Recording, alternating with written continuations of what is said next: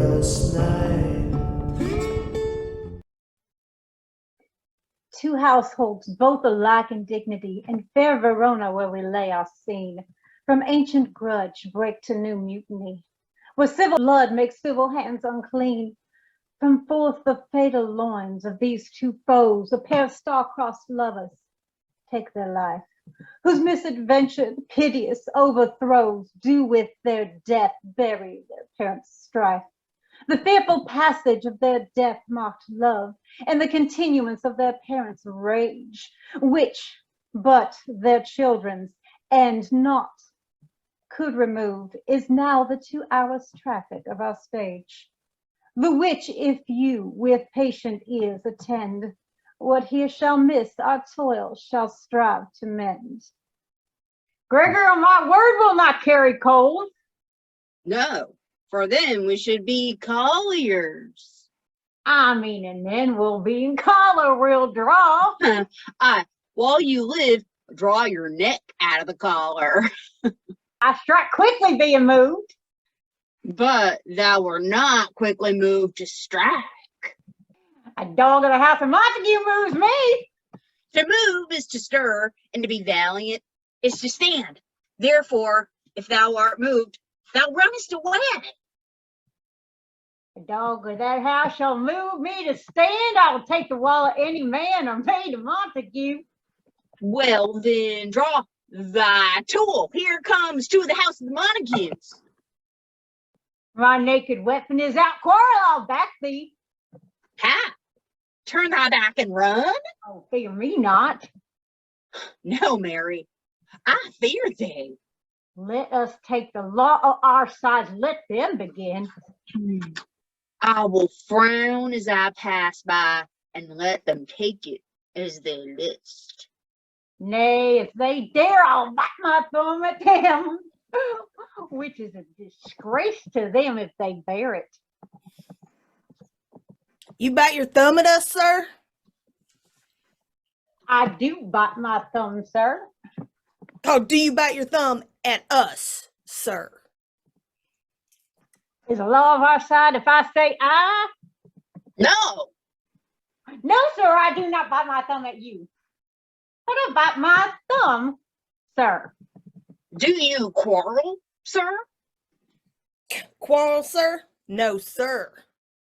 If you do, sir, I am for you. I serve as good a man as you. No better. Boy, hell, sir. Say better. Here comes one of my master's kinsmen. You better, sir. You lie like a dog. Draw if you be men, Gregory. Remember that swashing blow. Man, come over here, I'll get you. Purples, put up your swords. You know not what you do.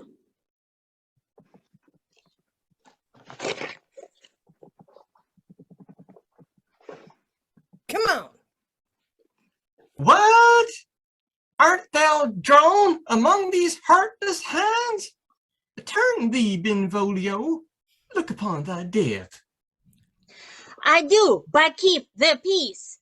Put up thy sword, or manage it to part these men with me. What? Drawn and talk of peace. I hate the word, as I hate hail, all Montagues, and thee. Have it thee, coward. What noise is that? Give me my long sword, ho. You need a crutch, you old fool. Why call you for a sword? My sword, I say. Old Montague has come and flourishes his blade in spite of me. Thou, villain Capulet, hold me not. Let me go. Thou shalt not stir a foot to seek a foe. Rebellious subjects, enemies to peace, profaners of this neighbor-stained steel. Will they not hear? What ho! You men, you beasts, that quench the fire of your pernicious rage with purple fountains issuing from your veins, on pain of torture from those bloody hands, Throw your mistempered weapons to the ground and hear the sentence of your moved prince.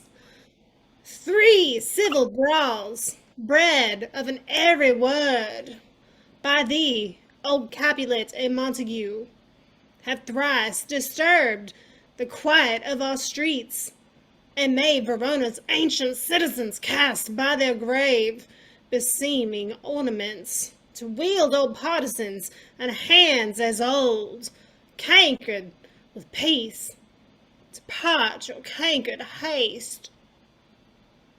If ever you disturb our streets again, your lives shall pay the forfeit of peace.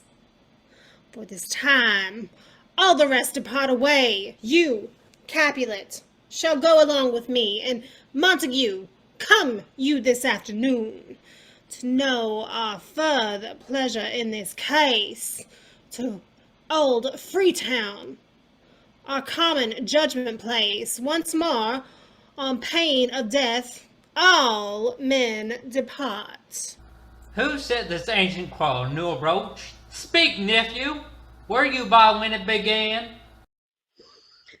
Aye, here were the servants of your adversary, and yours, close fighting ere did approach. I drew them apart.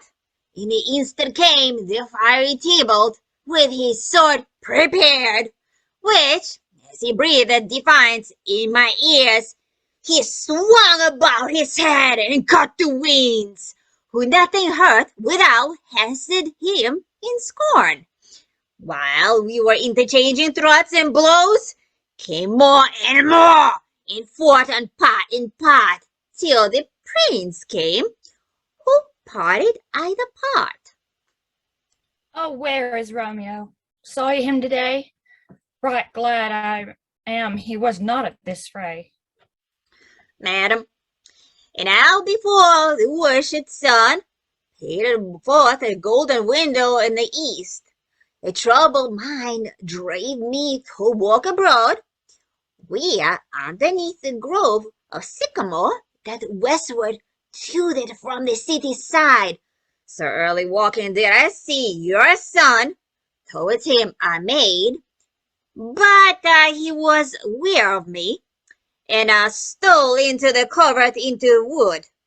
I, measuring his affections by my own, that most are busied when they're most alone, pursued my humor, not pursuing his, and gladly, Shannon who gladly fled from me. Many a morning hath he there been seen, with tears augmenting the fresh morning dew, adding to clouds more clouds with his deep sighs, but also soon as the all-cheering sun should in the furthest east begin to draw the shady curtains from Aurora's bed, away from the light shade steals home my heavy son, and private in his chamber pens himself, shuts up his windows, locks far daylight out, and makes himself an artificial night. Black and portentous must this human prove, unless good counsel made the cause remove. My noble uncle, do you know the cause? I neither know it, nor can learn of him. Have you importuned him by any means? Both by myself and many other friends. But he, his own affection's counselor, is to himself, I will not say how true, but to himself so secret and so close, so far from sounding and discovery, as is the bud bit with an envious worm. Ere he can spread his sweet leaves into the air, or dedicate his beauty to the sun, could we but learn from whence his sorrow grows, we would as willingly give cure as know. Ah, see where he comes. So please you, stay beside. I'll know his grievance, or be much denied. I would thou wert so happy by thy stay, to hear true shrift. Come, madam, let's away. Good morrow, cousin. Is the day so young? But news struck mine. I met sad hours seemed long. Was that my father when I went hence so fast? It was. What sadness lengthens Romeo's hours? Not having that which having makes them short. In love? Out. Out of love? Out of her favor where I am in love. Alas, that love, mwah, so gentle in his view, should be so turnus and rough in proof. Alas, that love, whose view is muffled still, should without eyes see pathways to his will. Where shall we dine? Oh me, what fray was here? Yet tell me not, for I have heard it all. Here's much to do with hate, but more with love.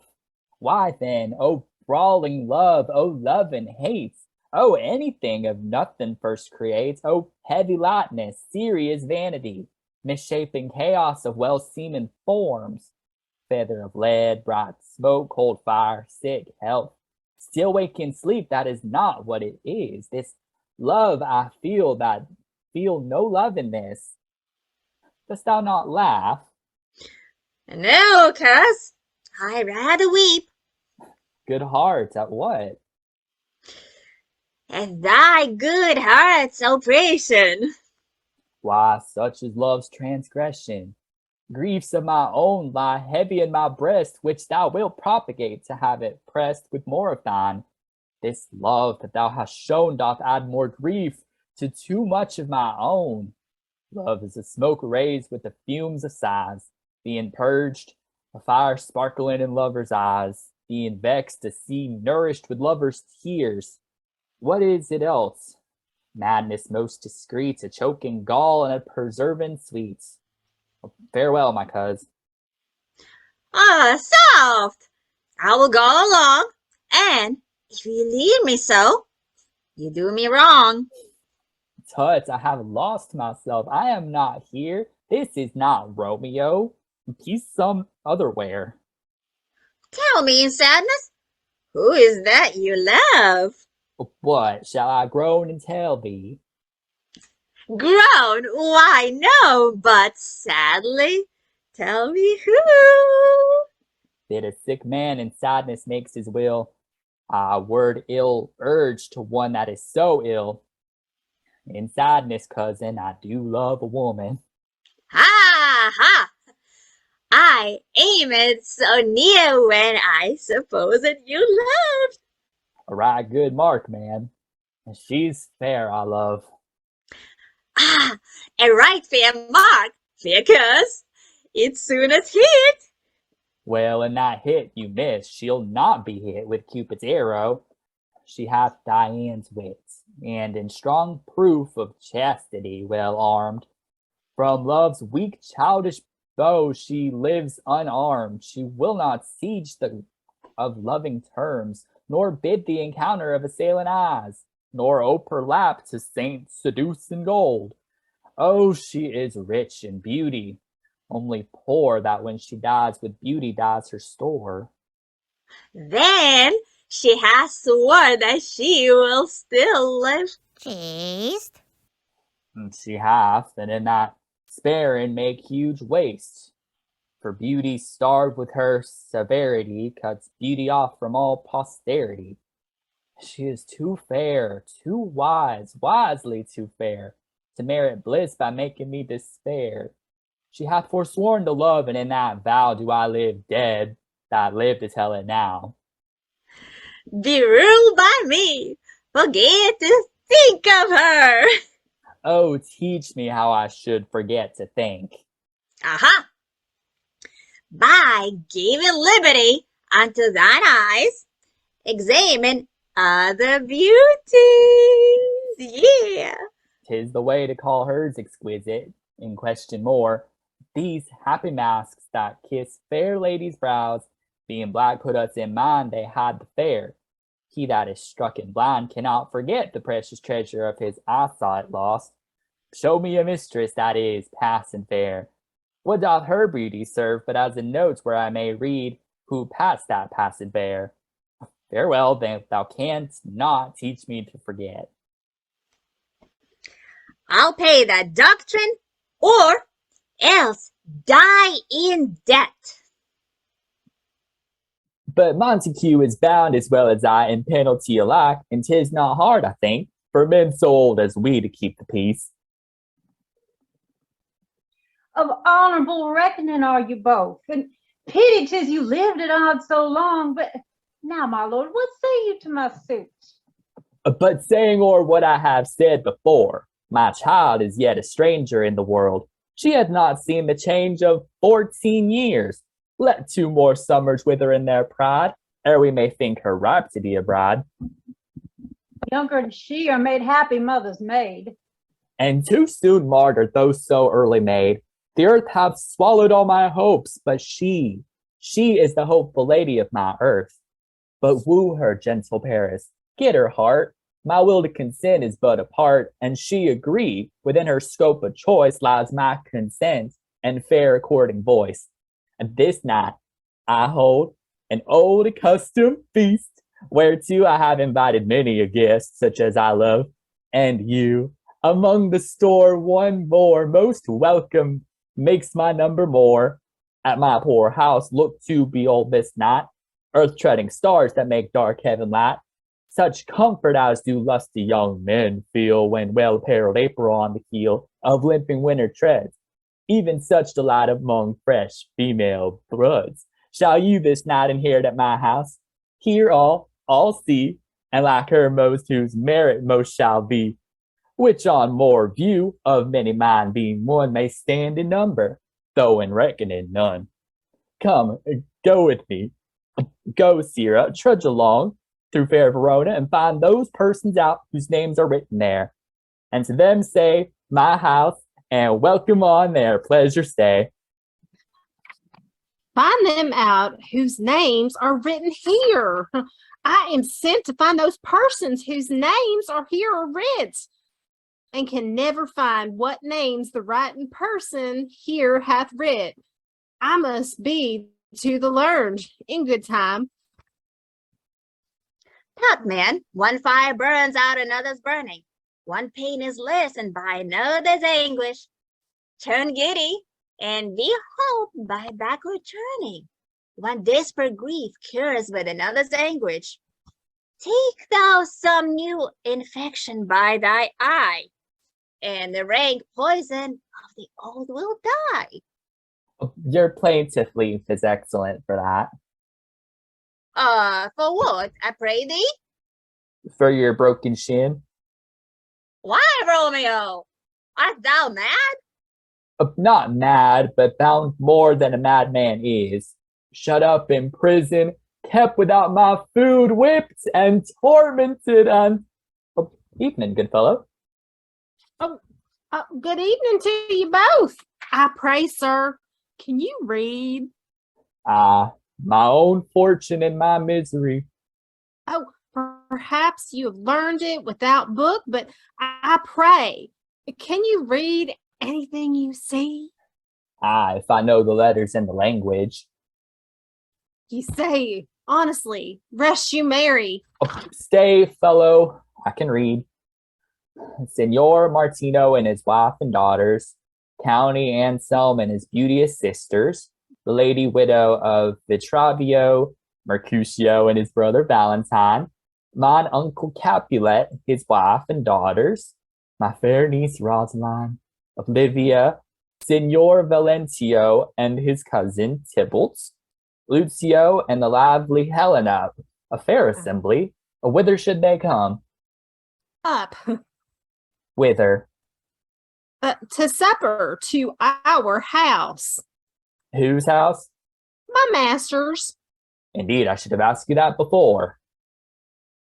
Oh, now I'll tell you without asking. My master is the great, rich Capulet. If you be not of the house of Montagues, I pray come and crush a cup of wine. Y'all have a good night.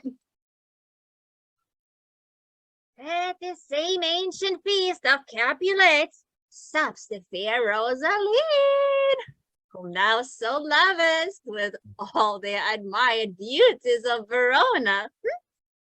Good Caesar, and with unattained eye, compare her face with some that I shall show, and I will make thee think thy swan is a crow.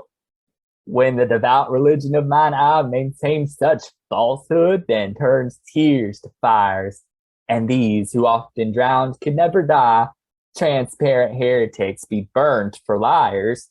One fairer than my love, the all-seeing sun never saw her match since the first world began. But you saw her fair, none else being by, herself poised with herself in either eye.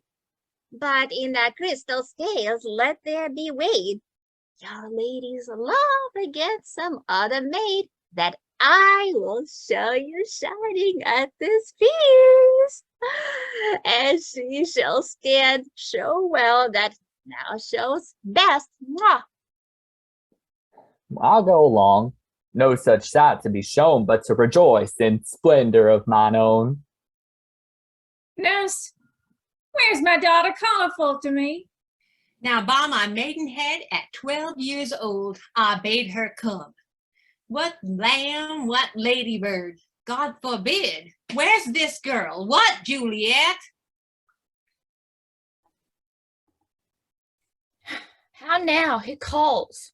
Your mother. Madam, I'm here. What is your will? This is the matter. Nurse, give leave a while. We must talk in secret. Nurse, come back again.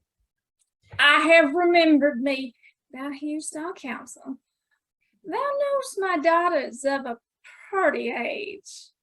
Faith, I can tell her age unto an hour. She's not 14. I lay 14 on my teeth.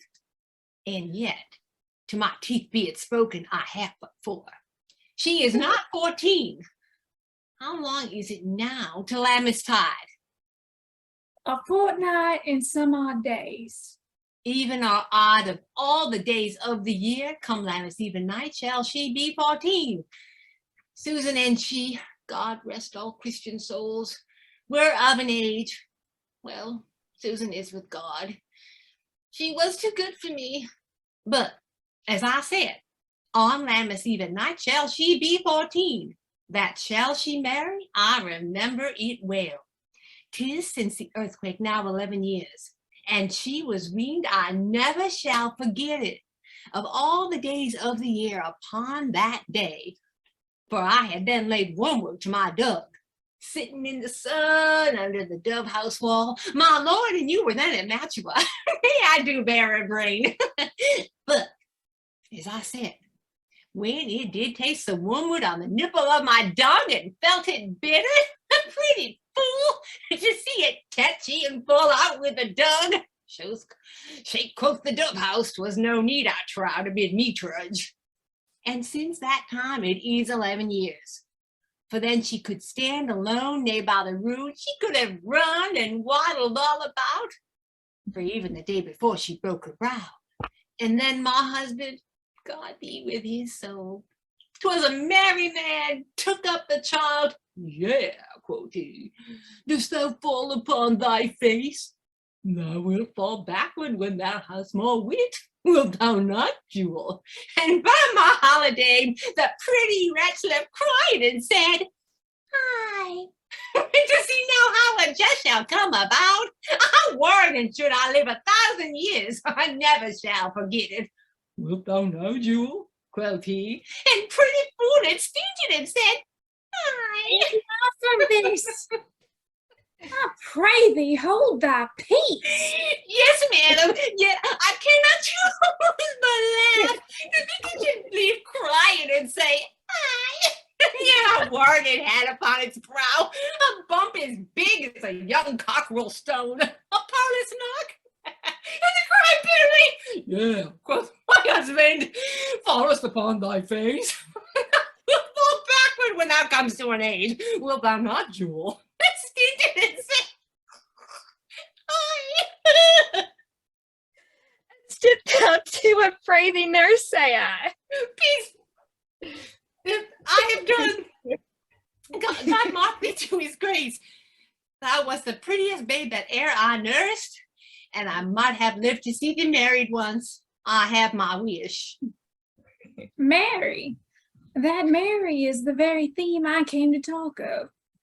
Tell me, daughter Juliet, how stands your disposition to be married?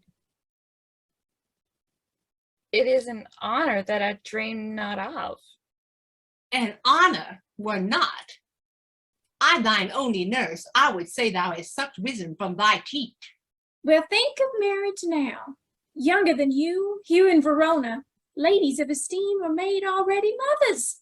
By my count, I was your mother much upon these years, that you are now a maid. Thus, then in brief, the valiant Paris seeks you for his love. A man, young lady, such a man, as of all the world, why, he's a man of wax. Verona's summer hath not such a flower. Nay, he's a flower in faith, a very flower. What say you? Can you love the gentleman? This night you shall behold him at our feast. Read o'er the volume of young Paris' face and find delight writ there with beauty's pen.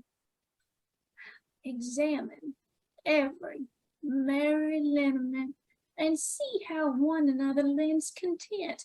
For what obscured in this fair volume lies, find written in the margin of his eyes. This precious book of love, this unbound lover, to beautify him, only lacks a cover. The fish lives in the sea, and 'tis much pride, with fair without the fair within to hide. That book in many eyes doth share the glory, that in gold clasped locks in the golden story. So shall you share all that he doth possess, by having him, making yourself no less. No less, nay, bigger. Women grow by man. Speak briefly. Can you like a Paris' love? Look to like, if looking liking move, but no more deep line doubt mine eye than your consent to give strength to make it fly. Madam, the guests have come. Supper is served. You called, my lady asked for. The nurse cursed in the pantry, and everything in extremity. I must his to wait. I beseech you, follow straight. We follow thee. Juliet, the county stays. Go, girl, seek happy nights to happy days. What shall this speech be spoke for our excuse, or shall we on without apology? The date is out of such prolixity. We'll have no Cupid hoodwink it with a scarf, bearing a tortoise painted about of laugh. Oh, scaring the ladies like a crowd keeper. No, without a book prologue, faintly spoke after the prompter. For interest, but let them measure us by what they will. We'll measure them a measure, and be gone.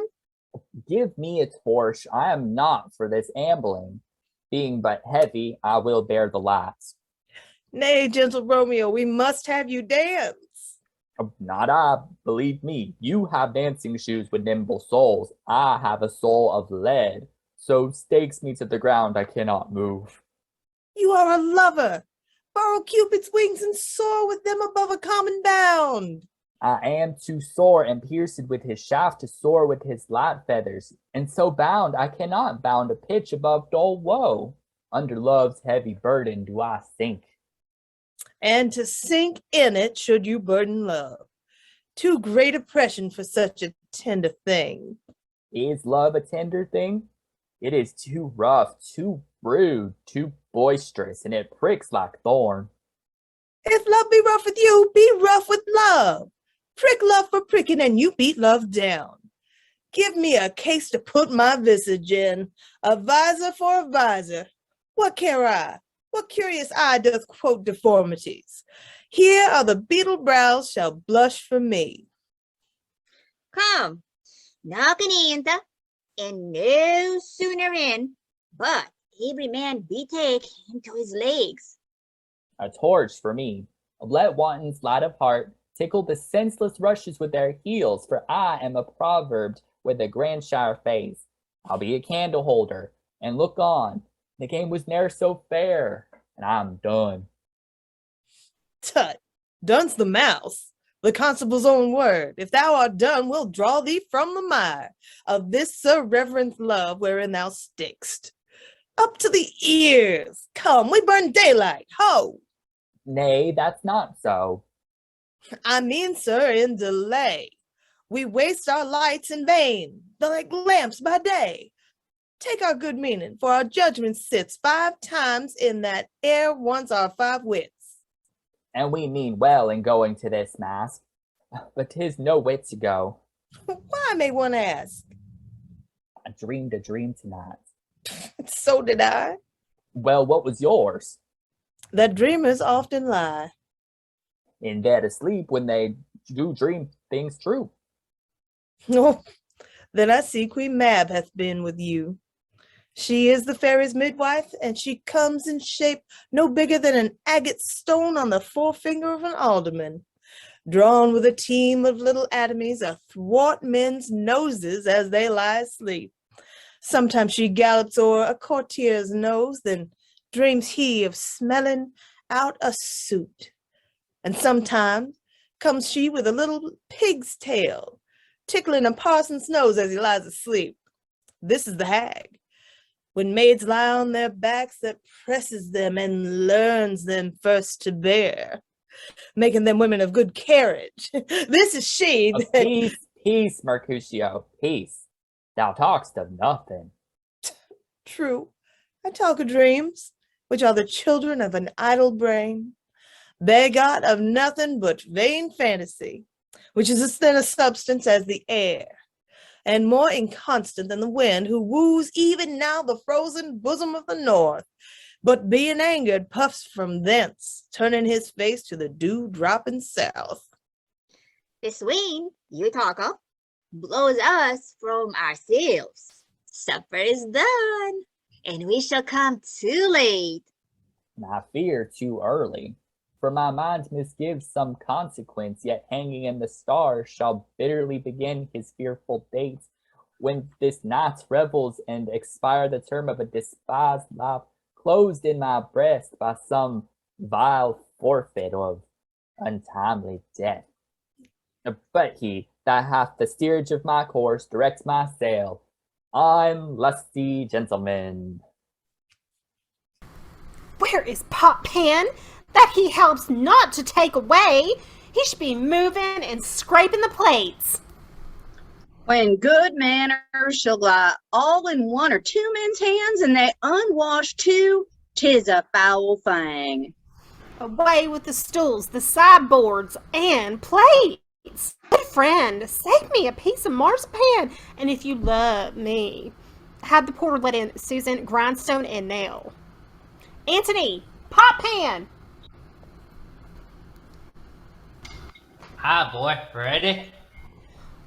You are called for and looked for, asked for and sought for in the great chamber. We can't be in 2 places at once, both here and there. Cheers, boys. Be brisk a while, and let the one who lives the longest take everything. Welcome, gentlemen, ladies that have their toes unplagued with corns will have about with you. Ah, my mistresses, which of you all will now deny to dance? Welcome, gentlemen. I have seen the day that I have worn a visor, and could tell a whispering tale in a fair lady's ear, such as would please. 'Tis gone, 'tis gone, 'tis gone. You are welcome. Oh, come, musicians, play. Oh, give room, and foot it, girls. Nay, Sit, nay, sit, good cousin Capulet, for you and I are past our dancing days. How long is't now since last yourself and I were in a mask? Oh, by your lady, about 30 years. What, man? 'Tis not so much, 'tis not so much. 'Tis since the nuptials of Lucentio, come Pentecost as quickly as it will, some 25 years, and then we masked. Oh, 'tis more, 'tis more. His son is elder, sir. His son is 30. Will you tell me that? His son was what it wore 2 years ago. Tell me, who is that radiant girl over there? I don't know, sir. Hors d'oeuvre. Oh, she doth teach the torches to burn bright. It seems she hangs upon the cheek of nights like a rich jewel in an Ethiop's ear. Beauty too rich for use, for earth too dear. So shows the snowy dove trooping with crows, as yonder lady o'er her fellow shows. Hors d'oeuvre. Oh, no, thank you.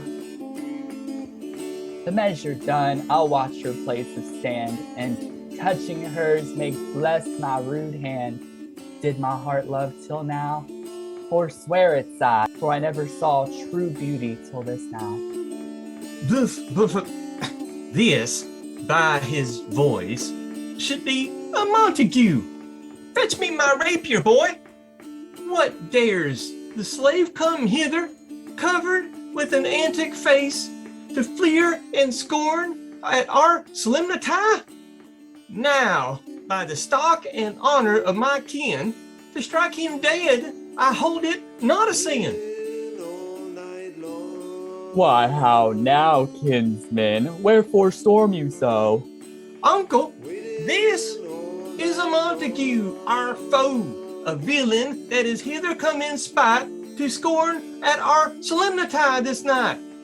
Young Romeo, is it? 'Tis he, that villain Romeo. Content thee, gentle coz, let him alone. He bears him like a portly gentleman. And to say truth, Verona brags of him, to be a virtuous and well-governed youth.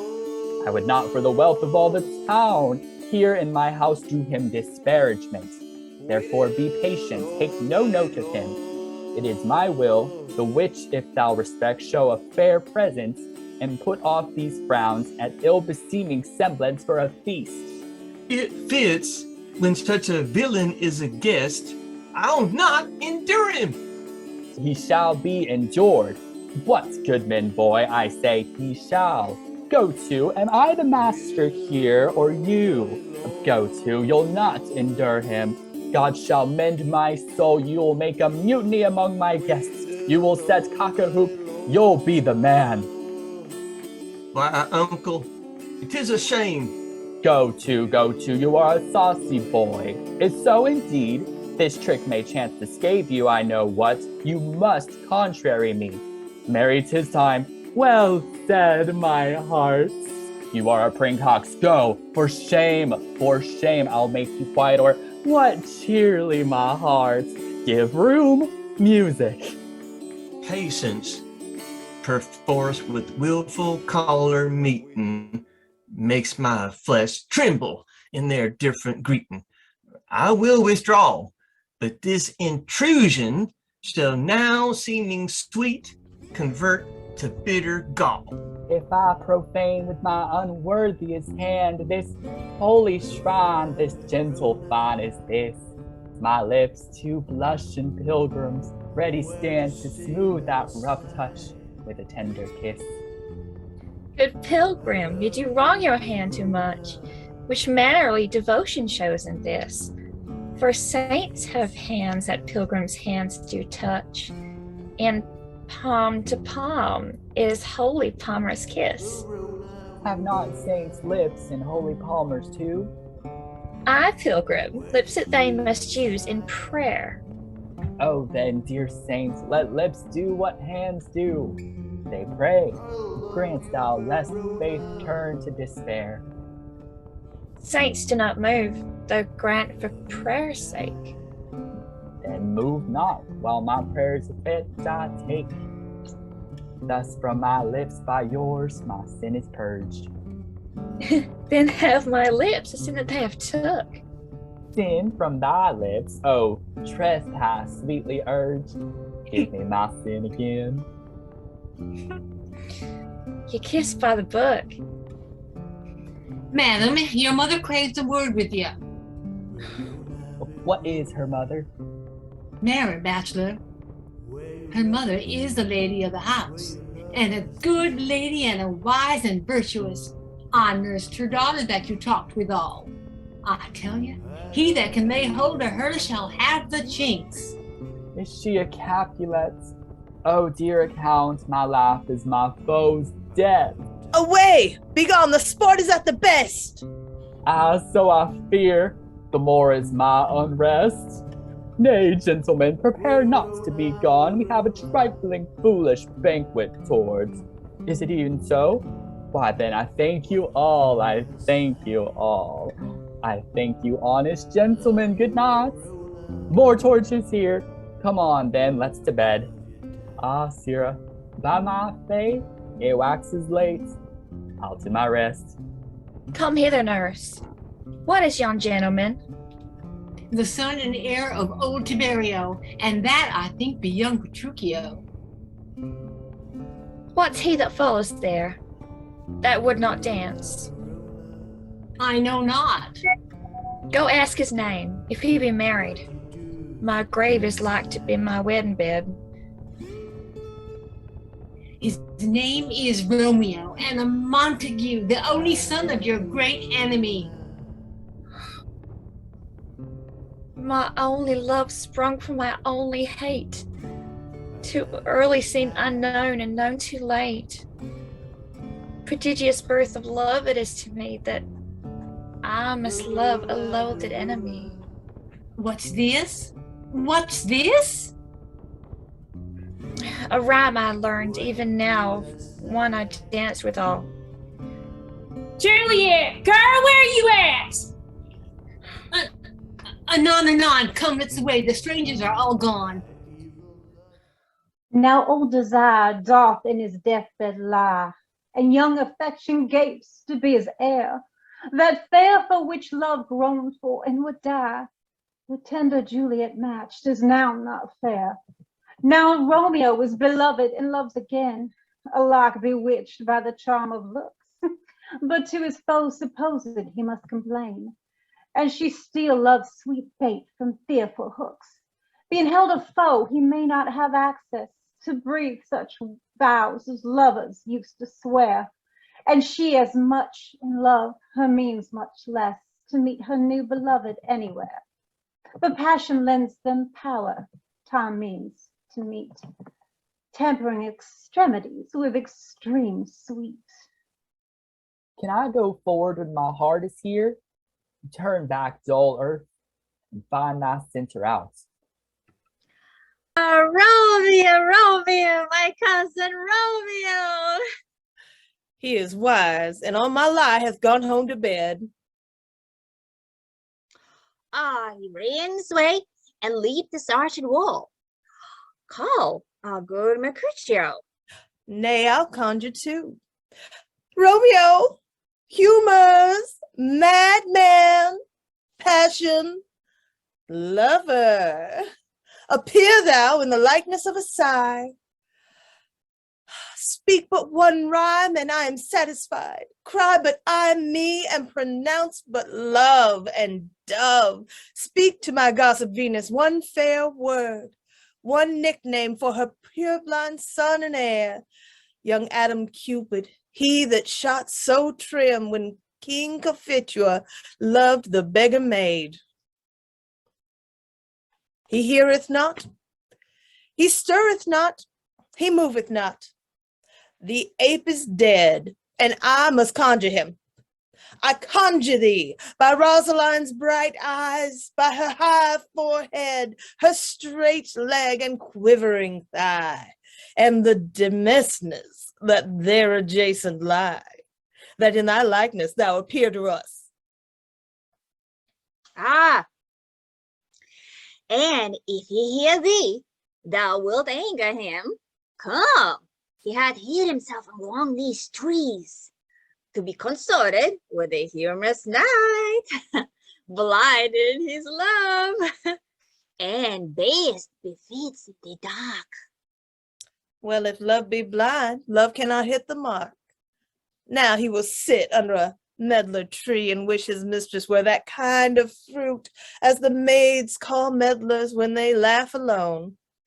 Romeo, that she were, oh, that she were, an open etc., thou a popper and pear.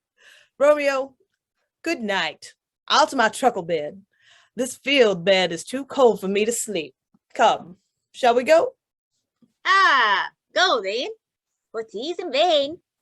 To seek him here, that means not to be found. He jests at scars that never felt a wound. But soft, what light through yonder window breaks? It is the east, and Juliet is the sun.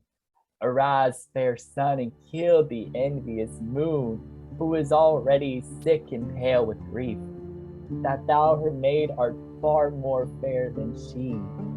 Be not her maid, since she is envious. Her vestal livery is but sick and green, and none but fools do wear it. Cast it off.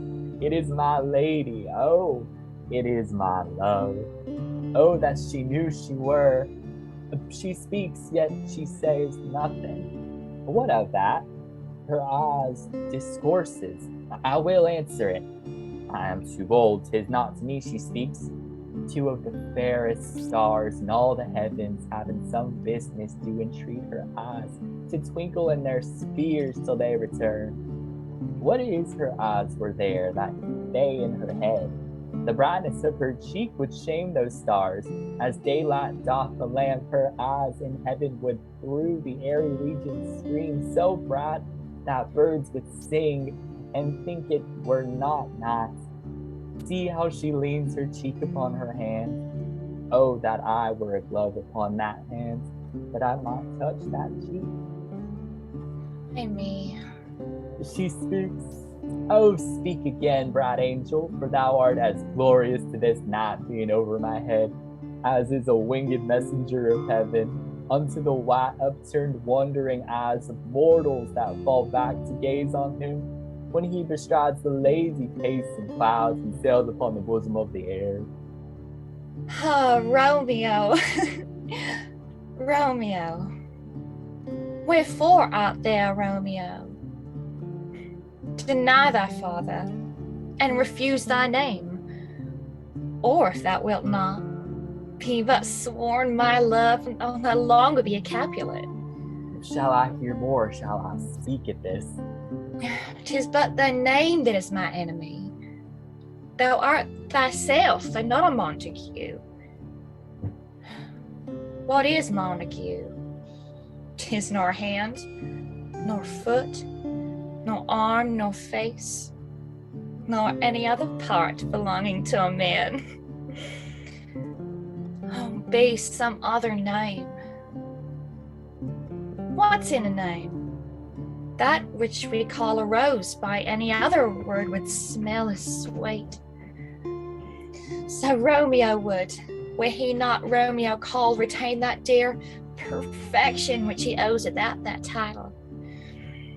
Romeo, doff thy name, and for that name which is no part of thee, take all myself. I take thee at thy word, call me but love, and I'll be new baptized. Henceforth I never will be Romeo. What man art thou that thus bescreened in night, so stumblest on my counsel? By name I know not how to tell thee who I am. My name, dear saint, is hateful to myself, because it is an enemy to thee. Had I it written, I would tear the word. My ears have not yet drunk 100 words of that tongue's utterance, yet I know the sound. Art thou not Romeo and a Montague? And neither, fair saint, if either thee dislike. How camest thou hither? Tell me, and wherefore? The orchard walls are high and hard to climb, and the place death, considering who thou art. If any of my kinsmen find thee here, With love's light wings did I o'erperch these walls, for stony limits cannot hold love out. And what love can do that dares love attempts, therefore thy kinsmen are no let to me. If they do see thee, they will murder thee. Alack, there lies more peril in thine eye than 20 of their swords. Look thou but, sweets, and I am proof against their enmity. I would not for the world they saw thee here. I have not cloak to hide me from their sight, and but thou loved me, let them find me here. My life were better ended by their hates than death prolonged, wanton of thy love. By whose direction foundst thou out this place? By love, whose first did prompt me to inquire. He lent me counsel, and I lent him eyes. I am no pilot, yet wert thou as far as the vast shore washed with the farthest sea, I would adventure for such merchandise. Thou knowest the mask of night is on my face. Else would a maiden blush for faint my cheek, but that which thou hast heard me speak tonight. Fain would I dwell on form, fain deny what I've spoke, but farewell compliment. Dost thou love me? I know thou wilt say aye, and I would take thy word. Yet if thou swearest, thou mayst prove false. At lovers' perjuries, they say Jove laughs. O gentle Romeo, if thou dost love, pronounce it faithfully. Or if thou thinkst I'm too quickly won, I'll frown and be perverse and say thee nay, so thou wilt woo. But what else? Not for the world. In truth, fair Montague, I am too fond. And therefore thou mayst think my behaviour light, but trust me, gentlemen, I'll prove more true than those that have more cunning to be strange. I should have been more strange, I must confess, but that thou overheardst ere was where my true love's passion. Therefore, pardon me, and not impute this yielding to light love which the dark night has so discovered. Lady, by yonder blessed moon, I swear that tips with silver all these fruit tree tops. I swear not by the moon, the inconstant moon that monthly changes in a circled orb, lest that thy love prove likewise variable. But what shall I swear by? Do not swear at all. Or if thou wilt, swear by thy gracious self, which is the God of my idolatry, and I'll believe thee. With my heart's dear love. Well, do not swear. Although I joy in thee, I have no joy of this contract tonight. It is too rash, too unadvised, too sudden, too like the lightning which doth cease to be ere one can say it lightens. Sweet good night. This bud of love by summer's ripening breath may prove a beauteous flower when next we meet. Good night. Good night. The sweet repose and rest come to the heart as that within my breast. Oh, wilt thou leave me so unsatisfied? What satisfaction canst thou have tonight? The exchange of thy love's faithful vow for mine. I gave thee mine before thou didst request it, and yet I would it were to give again. Wouldst thou withdraw it? For what purpose, love? But to be frank, and give it thee again. And yet I wish but for the thing I have. My bounty is as boundless as the sea. My love is deep. The more I give to thee, the more I have, for both are infinite. Juliet! I hear some noise within. Dear love, adieu. Anon, good nurse. Sweet Montague, be true. Stay but little, I will come again. Oh, blessed night. I'm afeard, being in night, all this is but a dream, too flattering sweet to be substantial. 3 words, dear Romeo, and good night indeed. If that thy bent of love be honourable, thy purpose marriage. Send me word tomorrow by one that I'll procure to come to thee, where and what time thou wilt perform the rite, and all my fortunes at thy foot I lay, and follow thee, my lord, throughout the world. Madam! I come anon, but if that means not well, I do beseech thee. Madam! By and by, come. Dismiss thy suit and leave him to my grief. Tomorrow will I send. So thrive my soul. 1,000 times good night. 1,000 times the worse to want thy light. Love goes towards love, as schoolboys from their books, but love from love, towards school with heavy looks. 3 words, dear Romeo, and good night indeed. Hist, Romeo, hist, all for Faulkner's voice, to lure this tasseled gentle back again. Bondage is hoarse and may not speak aloud. Else would I tear the cave where echo lies, and may her airy tongue be more hoarse than mine, with repetition of my Romeo's name. It is my soul that calls upon my name. How silver sweet sounds lovers' tongues by nights, like softest music to attending ears. Oh, Romeo.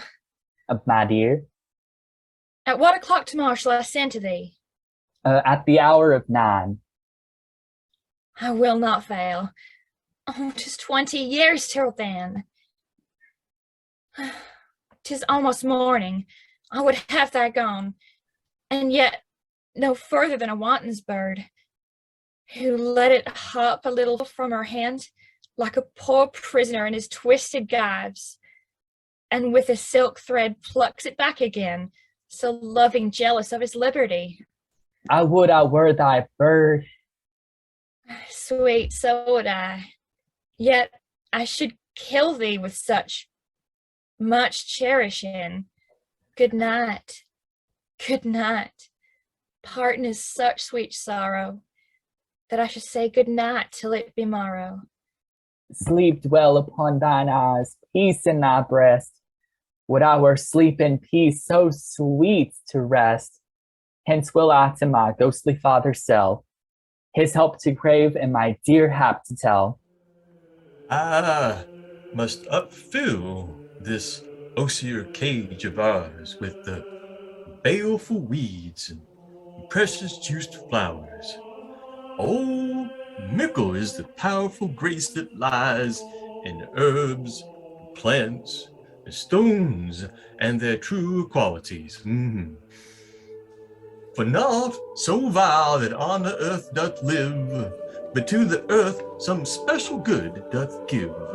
Nor aught so good but strained from that fair use revolts from true birth, stumbling on abuse.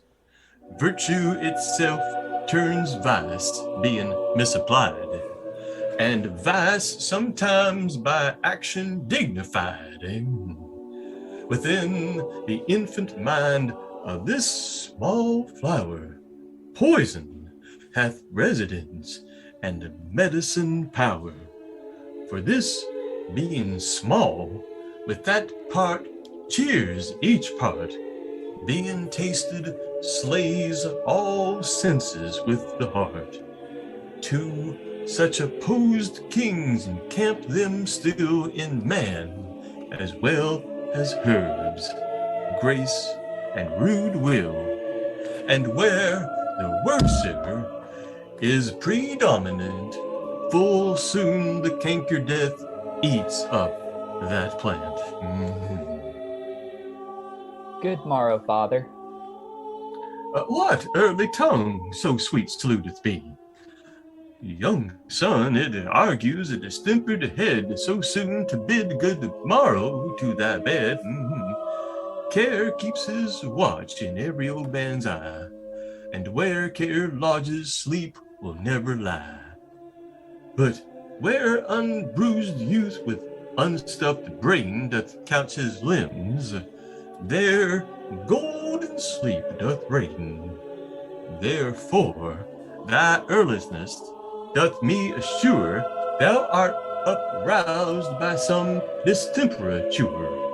Or if not so, then here I hit it right. Our Romeo hath not been in bed tonight. That last is true. The sweeter rest is mine. God pardon sin.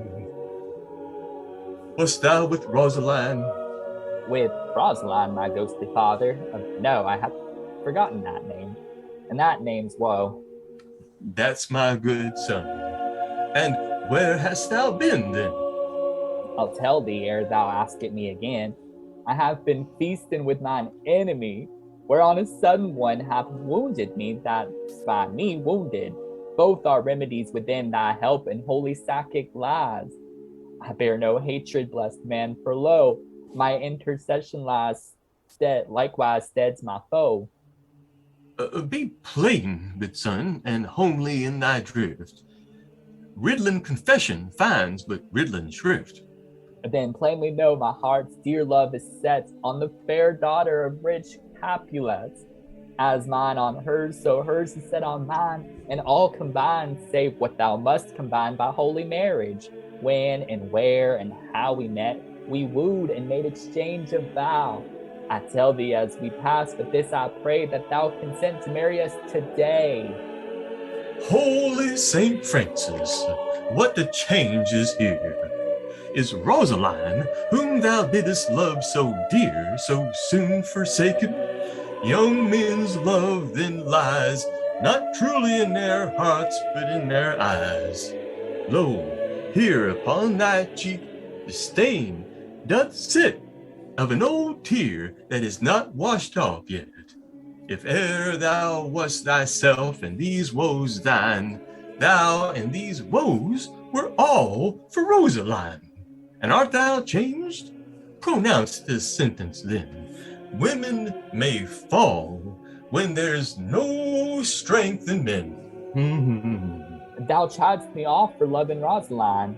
For doting, not for loving, pupil mine. And that's me very love. Not in a grave to lay one in, another out to have. I pray thee chide not. She whom I love now doth grace for grace and love allow. The other did not so. Oh, she knew well thy love did read by rote and could not spell. But come, young waver, come, go with me. In one respect, I'll thy assistant be. For this alliance may so happy prove to turn your household's rancor to pure love. Hallelujah. Oh, let us hence. I stand on sudden haste. Wisely and slow, they stumble that run fast. Where the devil should this Romeo be? Came he not home tonight? Not this father's. I spoke to his man. That same pale, hard-hearted wench, Rosaline, torments him so that he will sure run mad. Tybalt, the kingsman of old Capulet, hath sent a letter to his father's house. A challenge on my life. Romeo will answer it. Any man that may write a letter may answer a letter. Nay, he will answer the letter's master. How he dares, being dared. Alas, poor Romeo. He is already dead, stabbed with a white wench's black eye, shot through the ear with a love song, the very pin of his heart cleft with the blind bow boy's butt shaft. And is he a man to encounter Tybalt? Oh, why? What is Tybalt? More than Prince of Cats, I can tell you. Oh, he is the courageous captain of compliments. He fights as you sing prick song, keeps time, distance, and proportion. Rest me and minim rest. 1, 2, and a third in your bosom. The very butcher of a silk button. A duelist. A duelist. The pox of such antic, lisping, affecting, fantasticos, these new tuner of accents. By Jesu, a very good blade, a very tall man, and a very good whore. Ah, here comes Romeo. Woohoo! Here comes Romeo. Oh, Signor Romeo, buongiorno. There's an Italian salutation for your French slop. You gave us the counterfeit fairly last night. Good morrow to you both. What counterfeit did I give you? The slip, sir, the slip. Can you not conceive? A pardon, good Mercutio, my business was great. and in such a case as mine, a man may strain courtesy. That's as much to say as a case as yours constrains a man to bow in the hams. Meaning to curtsy. Oh, thou hast most kindly hit it. A most courteous exposition. Oh, nay, I am the very pink of courtesy. Pink for flower. Right. Why, then is my pump well flowered. Well said. Follow me this just now till thou hast worn out thy pump, that when the single soul of it is worn, the jest may remain after wearing the soul's singleness. Oh, single soul jest, solely singular for the singleness. Come between us, good Benvolio, my wits faint. Switch and spurs or I'll cry match. Nay, if thy wits run the goose wild chase, I have done, for thou hast more of the wild goose in one of thy wits than I am sure I have in all my whole 5. Was I with you there for the goose? Thou wast never with me for anything when thou was not there for the goose. Well, I will bite thee by the ear for that jest. Nay, good goose, bite not. Thy wit is very bitter-sweeting, is a most sharp sauce. And it is not well served into a sweet goose. Oh, here's the wit of a chevrel that stretches from an inch narrow to an old broad. I stretched out for that word broad, which added to the goose proves thee far and wide a broad goose. Why, is this not better now than groaning for love? Now thou art sociable, now thou art Romeo. Now thou art what thou art, try art as well as by nature. For this driveling love is like great natural that runs lolling up and down to hide his bauble in a hole. Stop there. Thou desirest me to stop my tail against the hair? Thou wouldst else have made thy tail large. Oh, thou art deceived. I would have made it short, for I have come from the whole depth of my tail, and meant indeed to occupy the argument no longer. Peter, Oh. Anon! my fan, Peter. Oh. Oh, good Peter, to hide her face, for her fans the fairer face. God ye good morrow, gentlemen. Oh, God ye good and fair, gentlewoman. Is it good, Dan? 'Tis no less, I tell you, for the body hand of the dial is now upon the prick of noon. Out upon you. What a man are you? One gentlewoman that God hath made for himself to mar. By my troth, it is well said, for himself to mar, quoth they. Gentlemen, can any of you tell me where I may find the young Romeo? Well, I can tell you, but young fair Romeo will be older when you have found him than he was when you sought him. I am the youngest of that name, for fault of a worse. You say well.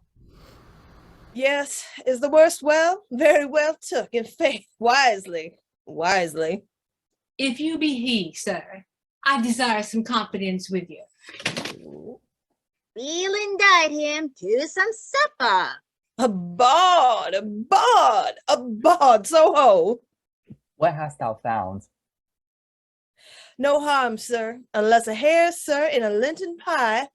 That is something stale and hoar ere it be spent.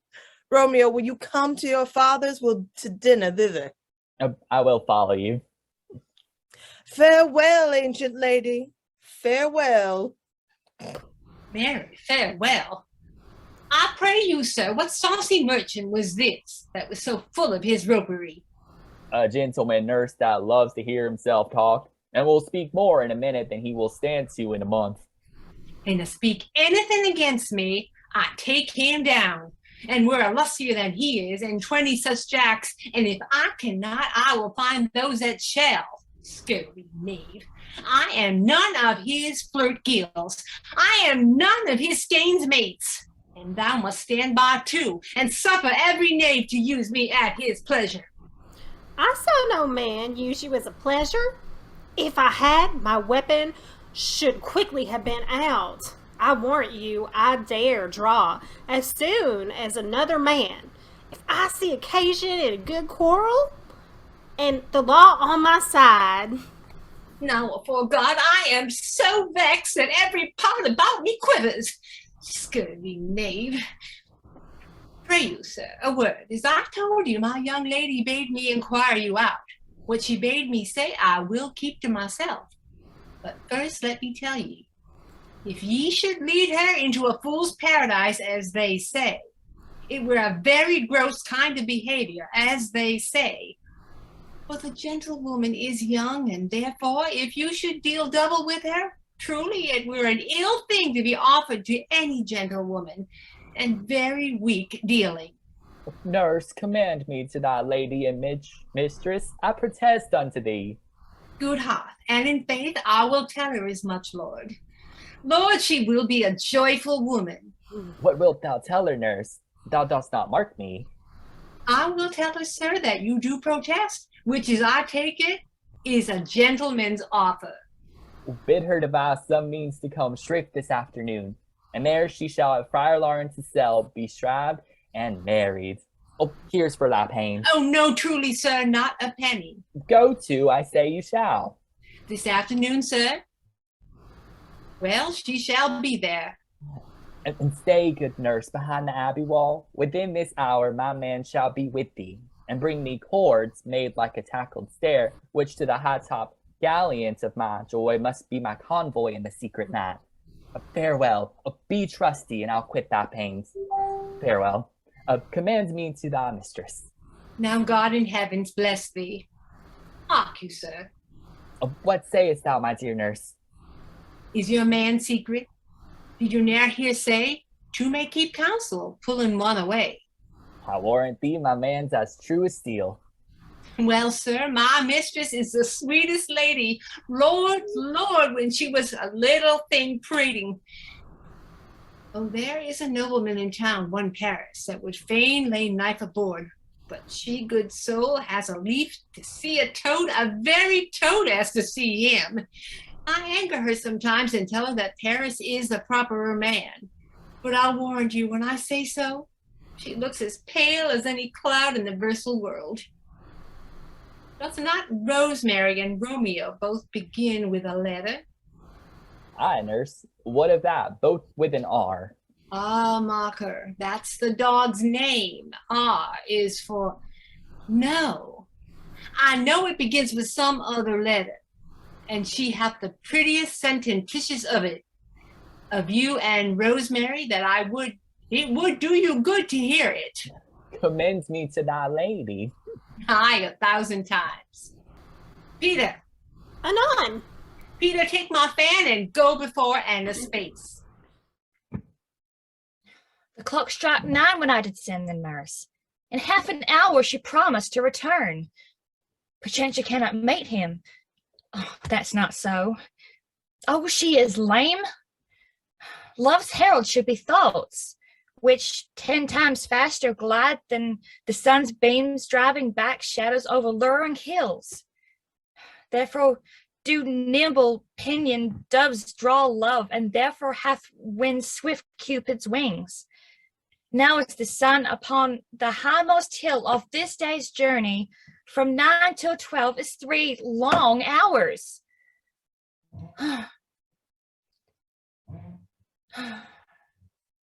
Yet she is not come.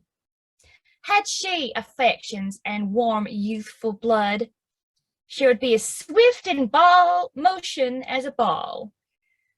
My words would bandy her to my sweet love, and his to me. But old folks, ugh, many fain as they were dead. Unwieldy, slow, heavy, and pale as lead. Oh God, she comes. Oh, honey nurse, what news? Hast thou met with him? Send that man away. Peter, stay at the gate.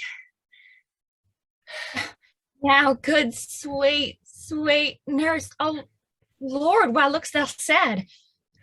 Though news be sad, yet tell them merrily. If thou good, thou shamest the music of sweet news by playing it to me with such a sour face. I am weary. Give me leave a while. Fie, how my bones ache. What a jaunt I have had. I would hadst thy bones and I thy news. Nay, come, I pray thee, speak. Good nurse, speak.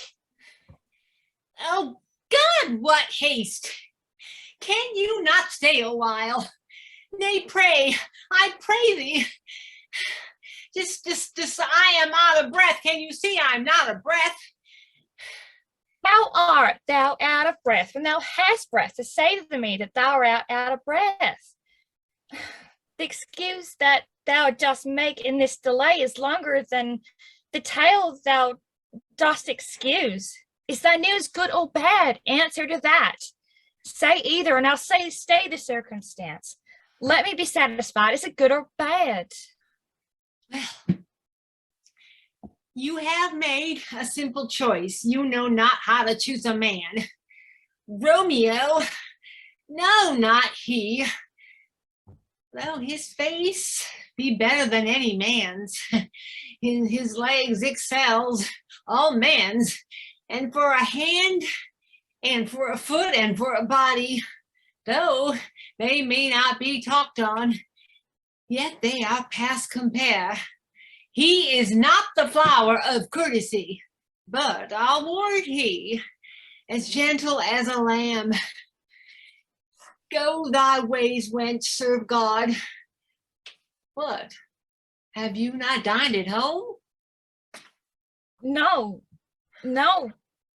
But all this I did know before. What say you of our marriage? What of that?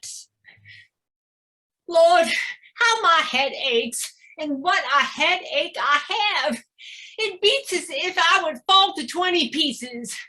My back, oh, my back, and the other side, oh, my back, beshrew your heart for sending me about to catch my death with jaunting up and down. Oh, and faith, I'm sorry thou art not well. Sweet nurse, tell me what says my love. Your love says, like an honest gentleman, and a courteous, and a kind, and a handsome, and I warrant a virtuous. Where is your mother? Where is my mother? Why, she's within. Where should she be? How oddly thou repliest. Your love says, like an honest gentleman, where is your mother? Oh, God's lady dear, are you so hot? Mary, come up, I trow. Is this the poultice for my aching bones? Henceforward, do your messages yourself. Here's such a coil. Come, what says Romeo? Have you got leave to go shrift today? I have. Then hie you to Friar Lawrence's cell. There stays a husband to make you a wife. Now comes the wanton blood in your cheeks. They'll be scarlet and straight at any news. Hie you to the church. I must another way, to fetch a ladder, by which your love must climb a bird's nest soon when it gets dark. I am the drudge and toil in your delight, but you shall bear the burden soon at night. Go, out to dinner. Hie you to the sale. Hie to high fortune. Honest nurse, farewell. So smile the heavens upon this holy act, that after hours with sorrow chide us not. Amen. But come what sorrow can, it cannot countervail the exchange of joy that one short minute gives me in her side. Do thou but close our hands with holy words, then love devouring death do what he dare. It is enough I may but call her mine. These violent delights have violent ends, and in their triumph die, like fire and powder, which as they kiss consume. The sweetest honey is loathsome in his own deliciousness, and in the taste confounds the appetite. Therefore, love moderately, long love doth so, too swift arrives, as tardy as too slow. Here comes the lady, oh, so light of foot that ne'er wear out the everlasting flint. A lover may bestride the gossamer that idles in the wanton summer air, and yet not fall. So light is vanity. Good evening to my ghostly confessor. Romeo shall thank thee, daughter, for us both. As much to him, else his thanks too much. Ah, Juliet, if the measure of thy joy be heaped like mine, and that thy skill be more to blazon it, then sweeten with thy breath this neighbor air, and let rich music's tongue unfold the imagined happiness that both receive in either by this dear encounter. And Saint, more rich in matter than in words, brags of his substance, not of ornament. They are but beggars that can count their worth. But my true love is grown to such excess, I cannot sum up some of half my wealth.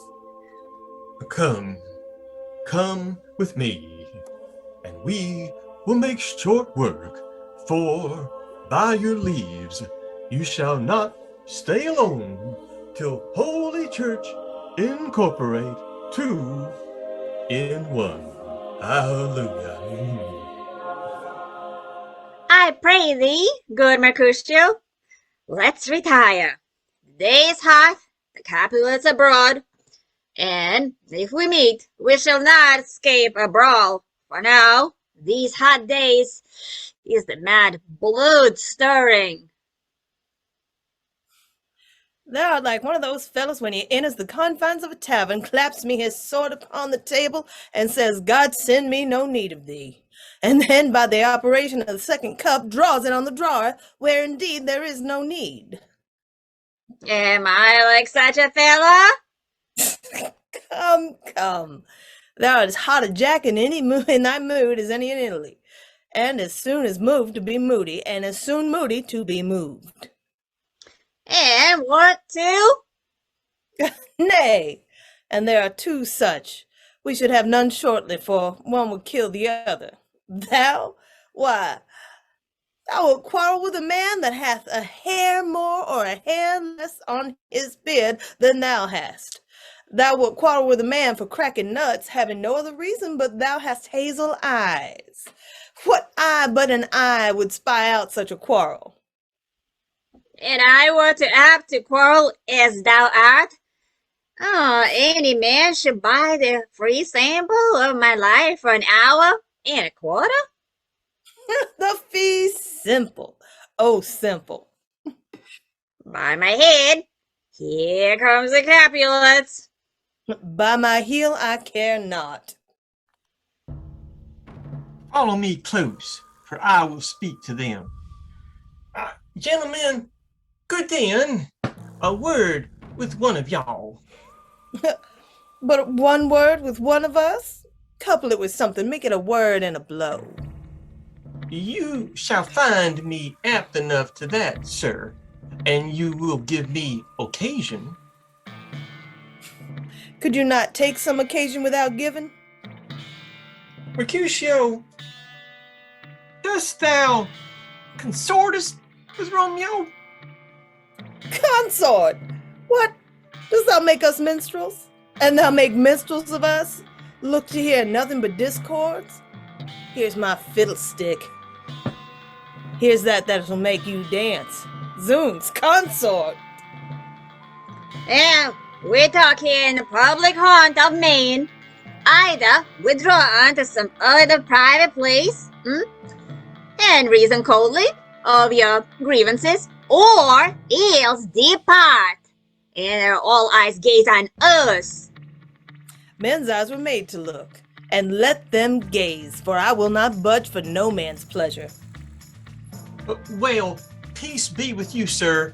Here comes my man. Oh, but I'll be hanged, sir, if he will your livery. Mary, go before the field, he'll be your follower. Your worship that in sense may call him man. Romeo, the hate I bear thee can afford no better term than this. Thou art a villain. Tybalt, the reason that I have to love thee doth much excuse the appertaining rage to such a greeting. Villain am I none, therefore farewell, I see thou knowest me not. Boy, this shall not excuse the injuries that thou hast done me. Therefore, turn and draw. I do protest I never injured thee, but love thee better than thou canst devise, till thou shalt know the reason of my love.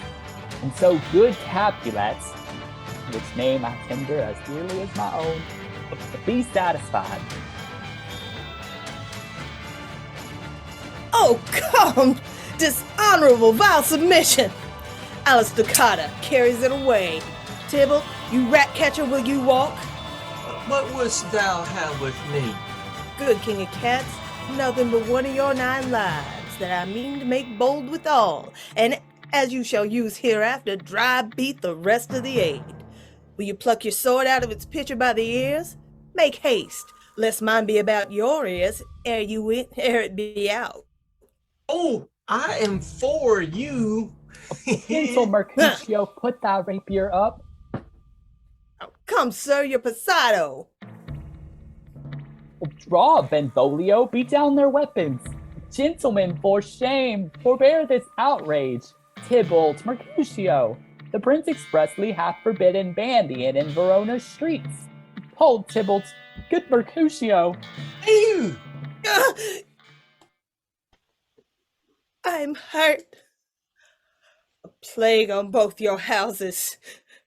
Is he gone and hath nothing? Oh, what? Oh, thou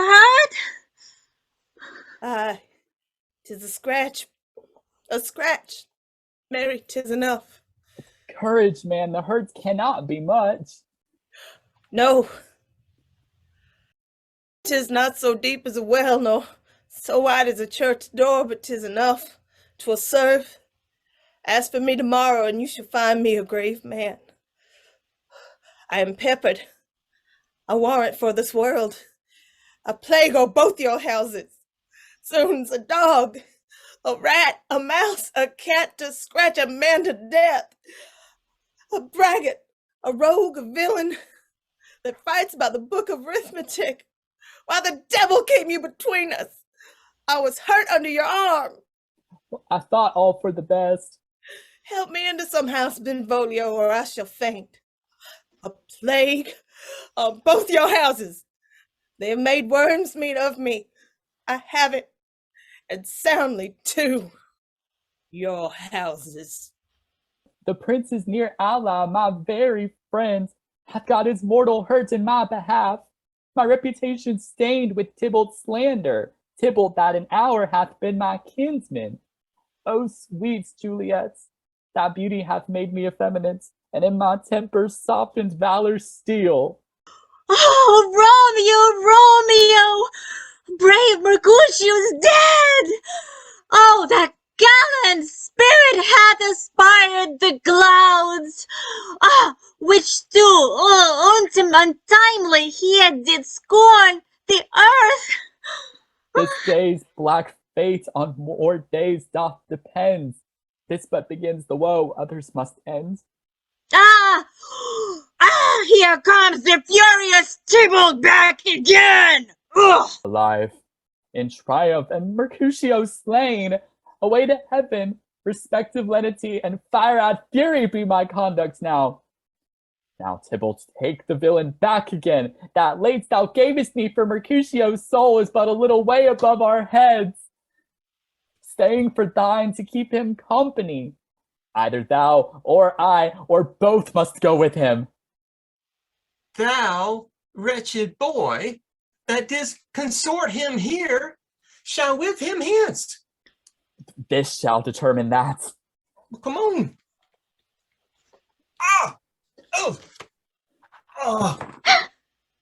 Romeo! Romeo! Away be gone! The citizens are up and Tybalt slain! Stand not amazed, the prince will doom thee death! If thou art taken, hence be gone away! Ugh. Oh, I am fortune's fool. Why dost thou stay? Where are the vile beginners of this fray? Oh, noble prince, I can discover all the unlucky manage of this fatal brawl. There lies the man slain by young Romeo, what slew thy kinsman, brave Mercutio. Tybalt, my cousin! Oh, my brother's child! Oh, prince! Oh, cousin! Husband! Where's he at? Oh, the blood is spilled! Oh, on my dear kinsman! Prince, as thou art true, for blood of ours shed blood of Montague! Oh, cousin! Benvolio, who began this bloody fray? Tybalt, he is slain, whom Romeo hand did slay. Romeo hath spoken him fair, bade him bethink, how nice the quarrel was, and urged withal your high displeasure. All his uttered with a gentle breath, calm look, knees humbly bowed, could not take truce with the unruly spleen of Tybalt, deaf of peace, but that he tilts with piercing steel at bold Mercutio's breast, who, all as hot, turns deadly point to point, and with a much of scorn, with one hand beats cold death aside, and with the other sends it back to Tybalt, whose dexterity resorts it. Romeo, he cries out loud, "Hold, friends! Friends, part!" And swifter than his tongue, his agile arm beats down their fatal points, and atwixt them rushes underneath, whose arm is envious thrust from Tybalt hit the life of stout Mercutio. Then Tybalt fled, but by and by comes back to Romeo, who had but newly entertained revenge, and to it they go like lightning for air. I could draw to part them. Was stout Tybalt slain? As he fell, did Romeo turn and fly. This is the truth. Or let Benvolio die. He is a kinsman of the Montague. Affection makes him false. He speaks not true. Some 20 of them fought in this black strife, and all those 20 could but kill one life. I beg for justice, which thou, prince, must give. Romeo slew Tybalt. Romeo must not live. Romeo slew him. He slew Mercutio, who now the prince of his dear blood doth owe. Not Romeo, prince. He was Mercutio's friend. His fault concludes, but what the law should end, the life of Tybalt. And for that offense, immediately we do exile him hence. I have an interest in your hate's proceeding. My blood for your rude brawls doth lie a-bleeding.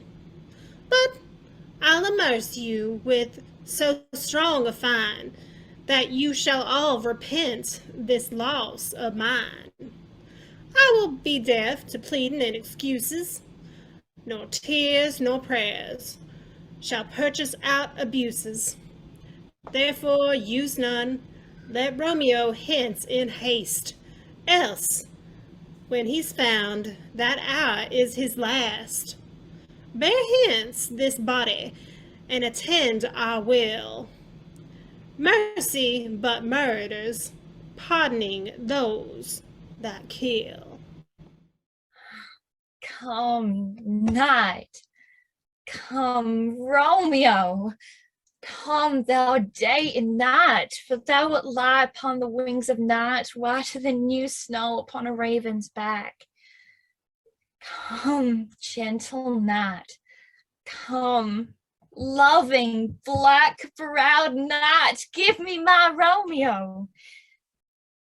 And when he shall die, take him and cut him at little stars, and he will make the face of heaven so fine that all the world will be in love with night and pay no worship to the garish sun. I have bought the mansion of a love, but not possessed it, and though I am sold, not yet enjoyed. Oh, so tedious is this day, is this the night before some festival to an impatient child that hath new robes and may not wear them. Oh, here comes my nurse, and she brings news in every tongue that speaks, but Romeo's name speaks heavenly eloquence. Now, nurse, what news? What hast thou there? The course that Romeo bid thee fetch? Aye, the cords. Ah, me, what news? Why dost thou wring thy hands? Wail a day. He's dead. He's dead. We are undone, lady. We are undone. Lack the day, he's gone. He's killed. He's dead. Did heaven be so envious? Romeo can, though heaven cannot. Oh, Romeo, Romeo, who would have ever have thought it? Romeo! What devil art thou that dost torment me thus? This torture should be roared in dismal hell. Hath Romeo slain himself? Say thou but I, and that bare thou I shall poison more than death-darting eye of cockatrice. I am not I, if there should be an I, or if those eyes shut, I make the answer I. If he be slain, say I, or if not, no. Brief sounds determine of my weal or woe. I saw the wound. I saw it with mine eyes. God save the mark here on his manly breast. A piteous course, a bloody piteous course. Pale, pale as ashes, and all bedaubled in blood, all in gore blood. I swooned at the sight. Oh, break my heart, poor bankrupt, break it once, to prison eyes never look on liberty, vile earth, to earth resign, and motion here, and thou and Romeo press one heavy bier. Oh, Tybalt, Tybalt, the best friend I had. Oh, courteous Tybalt, honest gentleman, that ever I should see thee dead. What storm is this that blows such contrary? Is Romeo slaughtered and Tybalt dead? My dear loved cousin, and my dear lord. Then dreadful trumpet sound the general doom. For who is living if those two are gone? Tybalt is gone, and Romeo banished. Romeo that killed him, he is banished. Oh God! Did Romeo's hand shed Tybalt's blood? It did. It did, alas the day it did. Oh, serpent heart with a flowering face! Did ever dragon keep so fair a cave? Beautiful tyrant, fair fiend angelical, dove-feathered raven, wolvish ravening lamb, despised substance of divinest show, just opposite to what thou justly seemst, a damned saint, an honorable villain, Oh, nature, what hast thou to do in hell when thou didst bear the spirit of a fiend in moral paradise of such sweet flesh? Was ever book containing such vile matters so fairly bound? Oh, that deceit should dwell in such a gorgeous palace. There's no trust, no faith, no honesty in men. All perjured, all forsworn, all naught, all dissemblers. Oh, where's my man? Give me some aqua vitae. These griefs, these woes, these sorrows make me old. Shame come to Romeo. Listed be thy tongue for such a wish. He was not born to shame. Upon his brow shame is ashamed to sit. For 'tis a throne where honor may be crowned, sole monarch of the universal earth. Oh, what a beast was I to chide at him. Will you speak well of him that killed your cousin? Shall I speak ill of him that is my husband? Ah, poor my lord, what tongue shall smooth thy name when I, the 3 hours' wife, hath mangled it? But wherefore, villain, didst thou kill my cousin? That villain cousin would have killed my husband. Back, foolish tears, back to your native spring. Your tributary drops belong to woe, which you, mistaking, offer up to joy. My husband lives, that Tybalt would have slain, and Tybalt's dead, that would have slain my husband. And this is comfort. Oh, wherefore weep I then?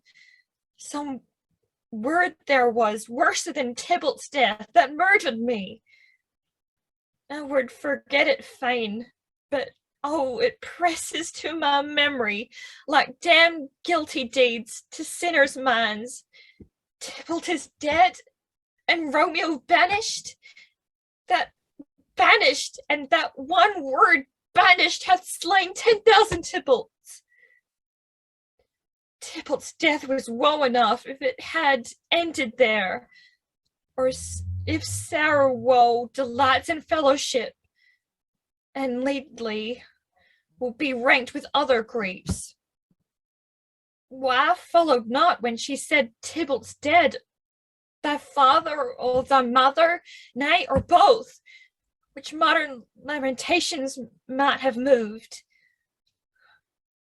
But with a rear ward following Tybalt's death, Romeo is banished. To speak that word is mother, father, Tybalt, Romeo, Juliet, all slain, all dead. Romeo is banished. There is no end, no limit, measure bound in that word's death. No words can that woe sound. Where is my father and mother, nurse? Weeping and wailing over Tybalt's corpse. Will you go to them? I will bring you hither. Wash they his wounds with tears. Mine shall be spent when theirs are dry for Romeo's banishment. Take out thy cords, poor ropes, you are beguiled, both you and I. For Romeo is exiled. He made you for a highway to my bed, but I, a maid, die maiden widowed. Come, cords, come, nurse, I'll to my wedding bed, and death, not Romeo, take my maidenhead. Hie to your chamber, I'll find Romeo to comfort you. I wot well where he is. Marquis, your Romeo will be here at night. I'll to him. He is hid at Lawrence's cell. No, find him.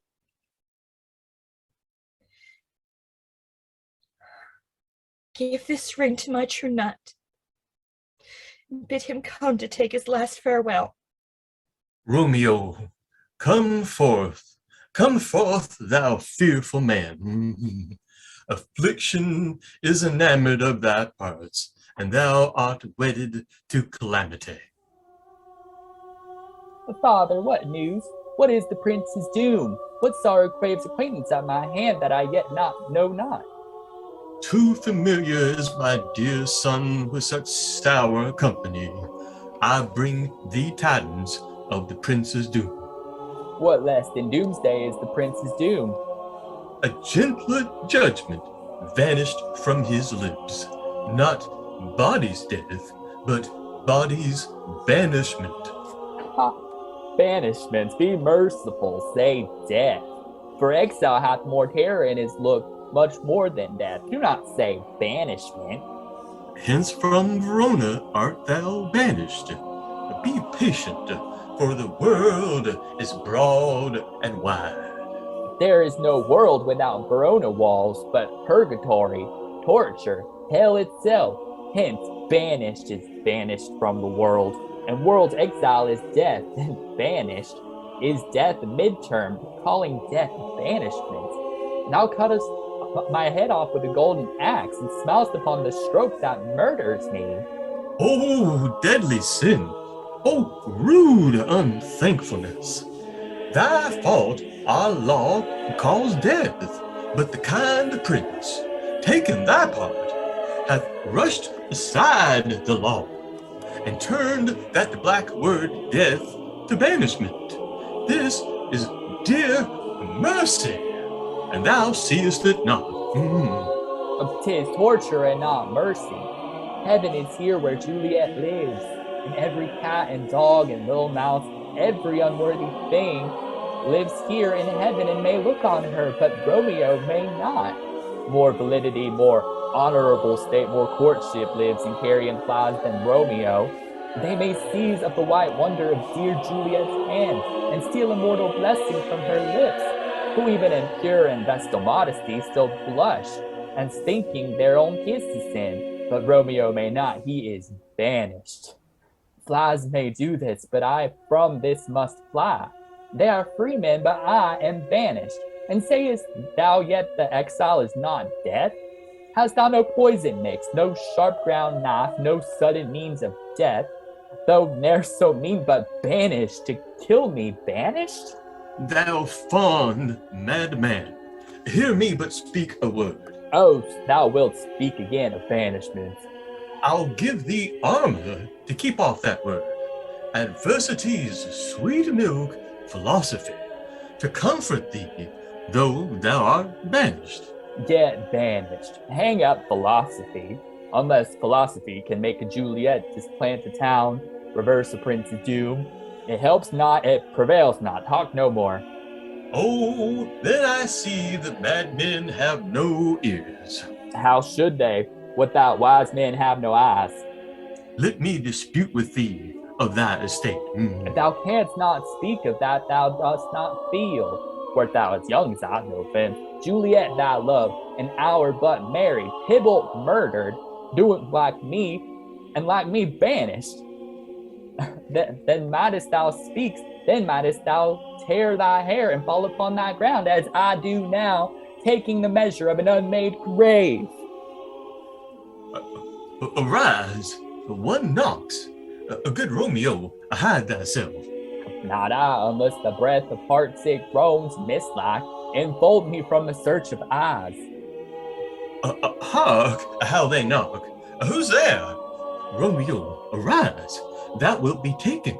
Stay a while. Stand up. Run to my study by and by. God's will, what simpleness is this? I come. Who knocks so hard? Whence come you? What you will? Let me come in, and you shall know my errand. I come from Lady Juliet. Well, welcome then. Oh, Holy Friar, oh, tell me, Holy Friar, where is my lady's lord? Where's Romeo? There, on the ground. with his own tears made drunk. Oh, he is even in my mistress's case, just in her case. A woeful sympathy, piteous predicament. Even so lies she blubbering and weeping, weeping and blubbering. Stand up, stand up, stand up and be a man. Why, for Juliet's sake, for her sake, rise and stand. Why should you fall into such a steep O? Nurse? Sir, well, that's the end of all. Speakest thou of Juliet? How is it with her? Doth she not think me an old murderer, now that I've stained the childhood of our joy, with blood removed but little from her own? Where is she, and how doth she? And what says my concealed lady to our cancelled love?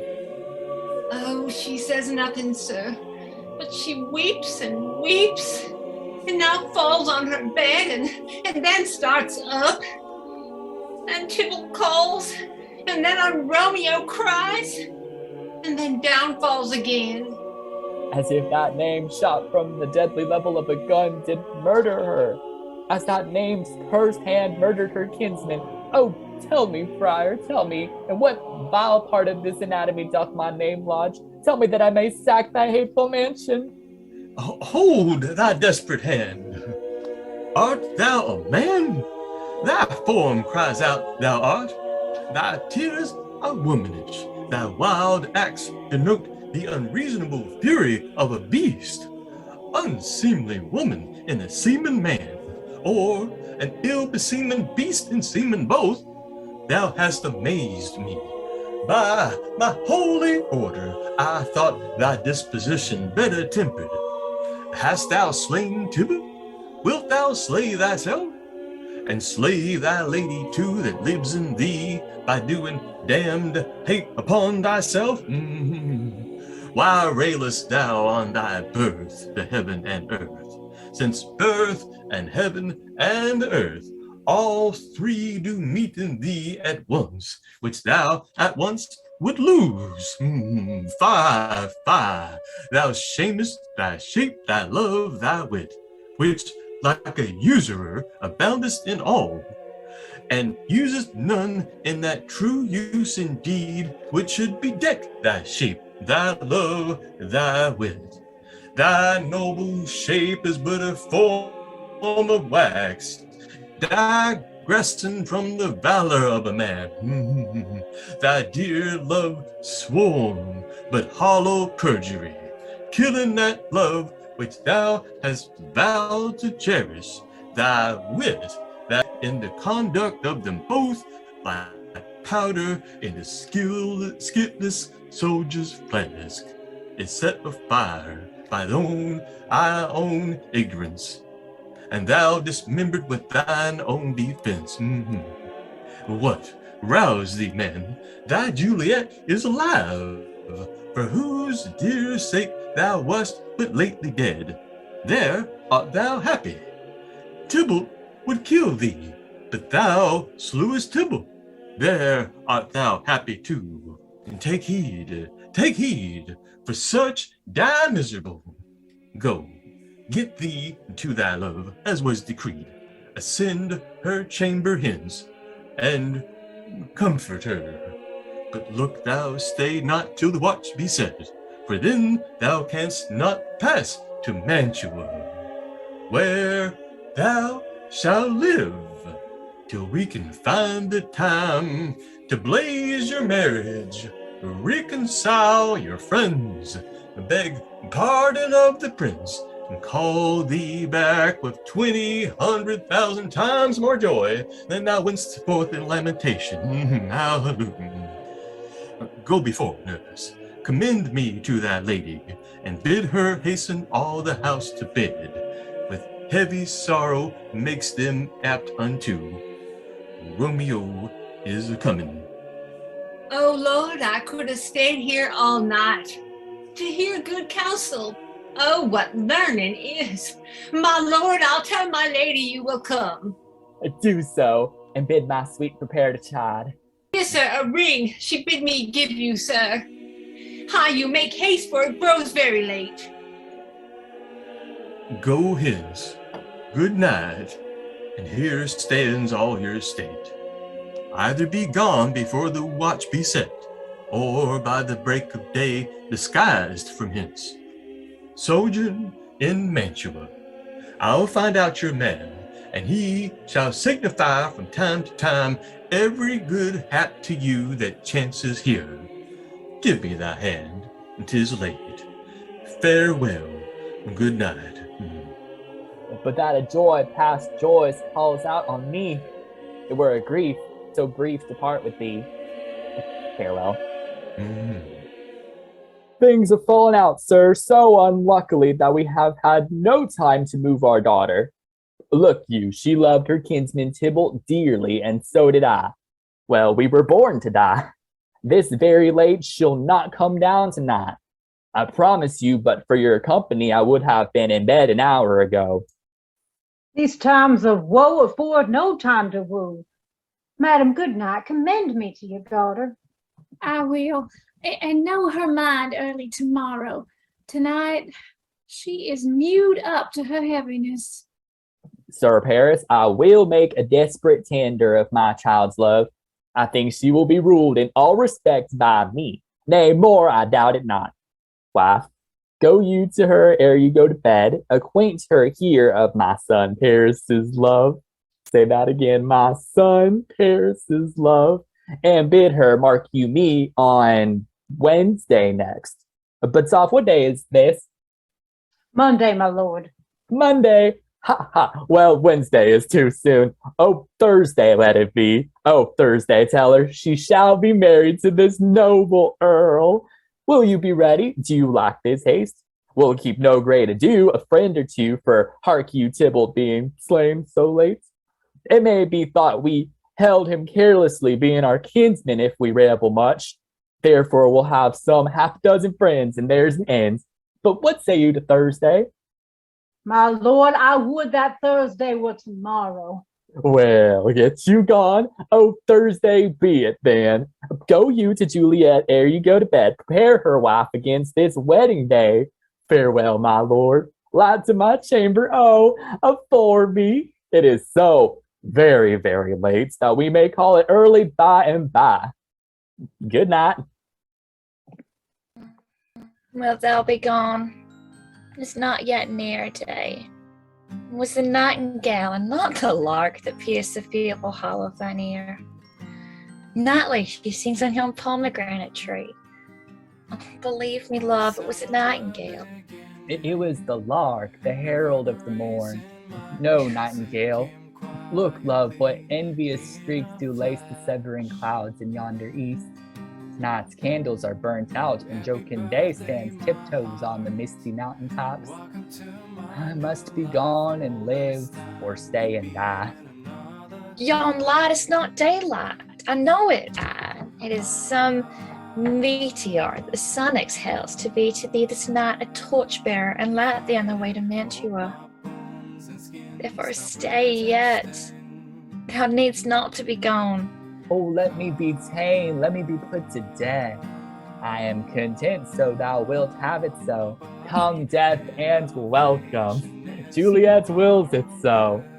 How is my soul? Let's talk, it is not day. It is. It is. Hence be gone away.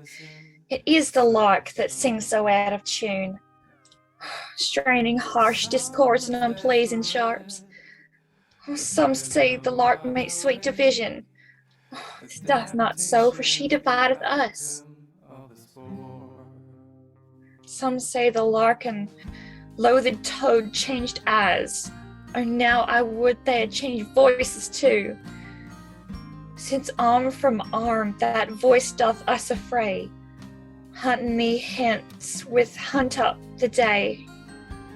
Oh, now be gone while light and light it grows. More light and light, more dark and dark our woes.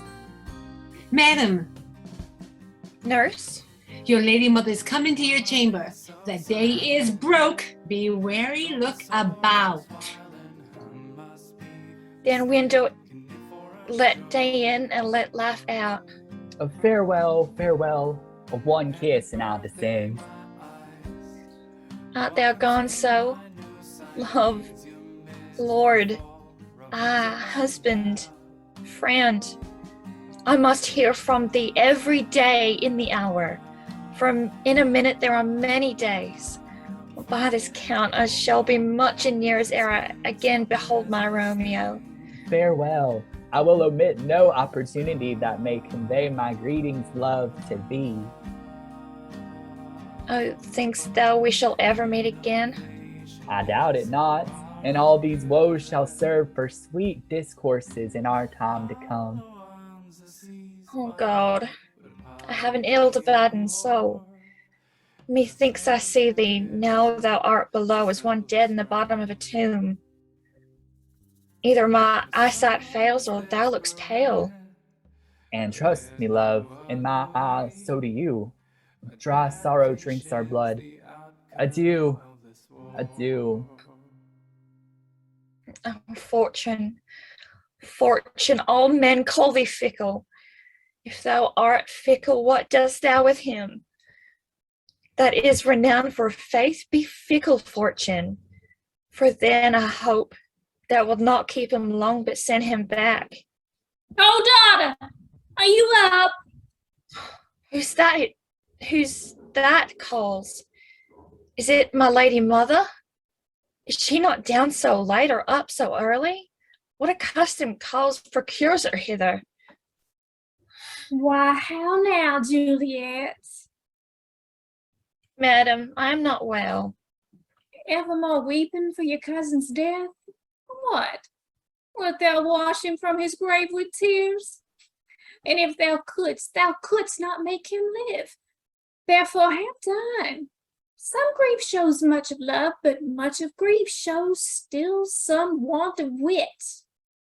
Yet let me weep for such a feeling loss. So shall you feel the loss, but not the friend which you weep for. Feeling so the loss, cannot choose but ever weep the friend. Well, girl, thou weepest not so much for his death as that the villain lives which slaughtered him. What villain, madam? That same villain, Romeo. Villain? And he be many miles asunder? God pardon him. I do with all my heart, and yet no man like he doth grieve my heart. That is because the traitor murderer lives. I, madam, from the reach of these my hands. Would none but I might venge my cousin's death? We will have vengeance for it, fear thou not. Then weep no more. I'll send to one in Mantua where that same banished runagate doth live, shall give him such an accustomed dram that he shall soon keep Tybalt company.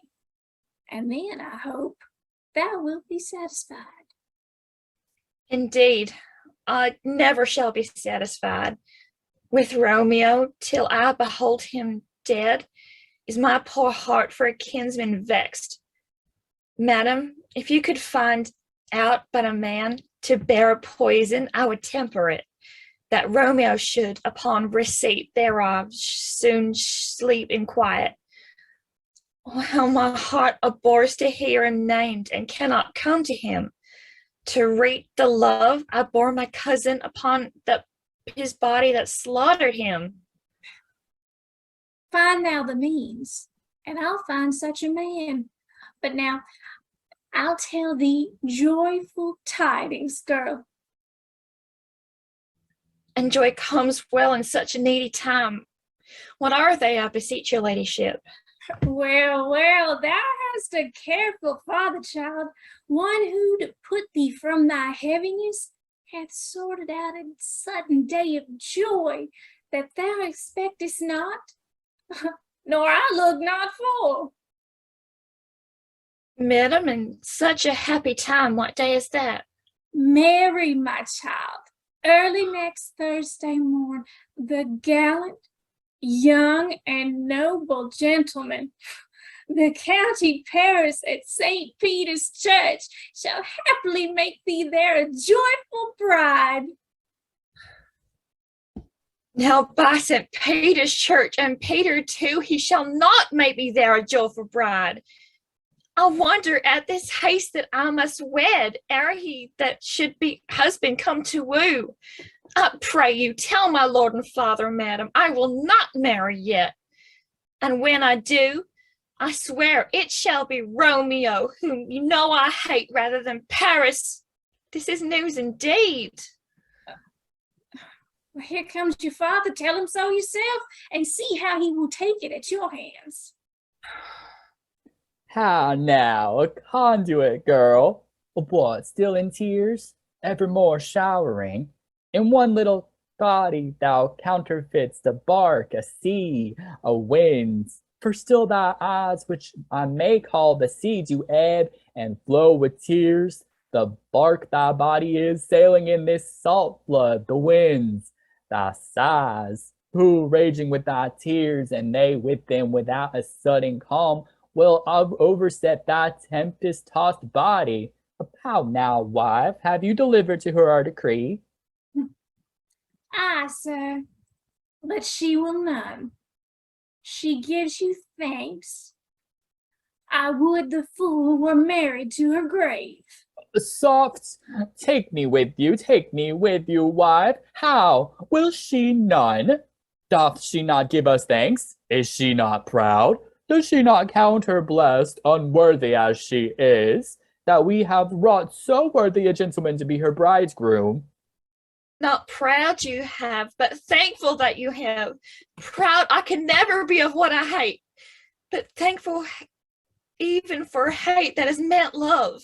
How now, chop logic. What is this? Proud, and I thank you, and I thank you not, and yet not proud, mistress minion you. Thank me no thankings, nor proud me no prouds, but settle your fine joints gainst Thursday next to go with Paris to St. Peter's Church, or I will drag thee on a hurdle thither. Out, you green cygnus carrion, out, you baggage, you halo face. Fire. What, are you mad? Good father, I beseech you on my knees. Hear me with patience, but to speak a word. Hang thee, young baggage, disobedient wretch. I tell thee what, get thee to church o' Thursday, or never after look me in the face. Speak not, reply not, do not answer me, my fingers itch. Wife, we scarce thought us blessed that God had lent us but this only child. But now I see this one is one too much, and that we have a curse in having her. Out on her, hodling. God in heaven bless her. You ought to blame, my lord, to rate her so. And why, my lady wisdom? Hold your tongue.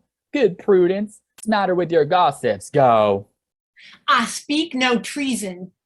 May not one speak? Peace, you mumbling fool. Utter your gravity or a gossip's fall, for here we need it not. You are too hot. God's bread, it makes me mad. Day, night, hour, tide, time, work, play. Alone in company, still my care hath been to have her matched. And having now provided gentlemen of noble parentage, of fair demesnes, youthful and nobly trained, stuffed, as they say, with honorable parts, proportioned as one's thoughts would wish a man, and then to have a wretched pulling fool, a whining mammoth in her fortune's tender to answer, I'll not wed, I cannot love, I am too young, I pray you pardon me, but as you will not wed, I pardon you. Graze where you will, you shall not house with me. Look to it, think on it, I do not use to jest. Thursday is near. Lay hand on heart, advised. You be mine, I'll give you to my friend. And you be not, hang, beg, starve, die in the streets. For by my soul, I'll ne'er acknowledge thee, nor what is mine shall never do thee good. Trust to it. Bethink you, I'll not be forsworn. Is there no pity sitting in the clouds that sees into the bottom of my grief? Oh, sweet my mother, cast me not away. delay this marriage for a month, a week, or if you do not, make that bride a bed in that dim monument where Tybalt lies. Talk not to me, for I'll not speak a word. Do as thou wilt, for I have done with thee. Oh God. Oh nurse, how shall this be prevented? My husband is on earth, my faith in heaven. How shall that faith return again to earth unless that husband send it to me from heaven? By leaving earth? Comfort me, cancel me. Alack that heaven should practice stratagems upon so soft a subject as myself. What sayest thou? Hast thou not a word of joy, some comfort, nurse? Faith, here it is. Romeo is banished, and all the world to nothing, that he dares ne'er come back to challenge you, or if he do, it needs must be by stealth. And since the case so stands as now it doth, I think it is best you married with the county. Oh, he's a lovely gentleman. Romeo's a disclout to him, an eagle, madam. Hath not so green, so quick, so fair an eye as Paris hath. Beshrew my very heart. I think you are happy in this second match, for it excels your first, or if it did not, your first is dead, or 'twere as good he were, as living here with you and no use of him. Speakest thou from thy heart? And from my soul too, or else beshrew them both. Amen. What? Well, thou hast comforted me marvelous much. Go in and tell my lady I am gone, having displeased my father to Lawrence's cell, to make confession and to be absolved. Mary, I will, and this is wisely done. Ancient damnation, O most wicked fiend! Is it more sin to wish me thus forsworn, or to dispraise my lord with that same tongue which she hath praised him with above compare so many thousand times? Go, counselor, thou and my bosom henceforth shall be twain. I'll go to the friar to know his remedy. If all else fail, myself have power to die. On Thursday, sir? The time is very short. My father Capulet will have it so, and I am nothing slow to slack his haste. But you say you do not know the lady's mind. Uneven is the course. I like it not. Moderately she weeps for Tybalt's death, and therefore have I little talked of love, for Venus smiles not in a house of tears. Now, sir, her father counts it dangerous that she doth give us sorrow so much sway, and in his wisdom hastes our marriage to stop the inundation of her tears, which, too much minded by herself alone, may be put from her by society. Now, do you know the reason of this haste? I would I knew not why it should be slowed. Look, sir, here comes the lady toward my cell. Happily met my lady and my wife. That may be, sir, when I may be your wife. That may be, must be, love, on Thursday next. What must be, shall be. Well, that's a certain text. Come you to make confession to this father? To answer that, I should confess to you. Do not deny to him that you love me. I will confess to you that I love him. So will ye, I am sure that you love me. If I do so, it will be of more price being spoke behind your back than to your face. Poor soul, thy face is much abused with tears.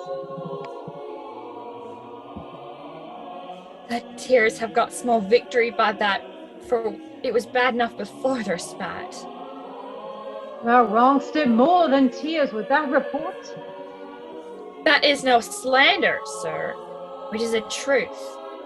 And what I spake it to my face. Thy face is mine, and thou hast slandered it. It may be so, for it is not mine own. Are you at leisure, Holy Father, now, or shall I come to you at evening mass? My leisure serves me, pensive daughter, now. My lord, we must entreat the time alone. God shield, I should disturb devotion. Juliet, on Thursday early will I rouse ye. Till then, adieu, and keep this holy kiss.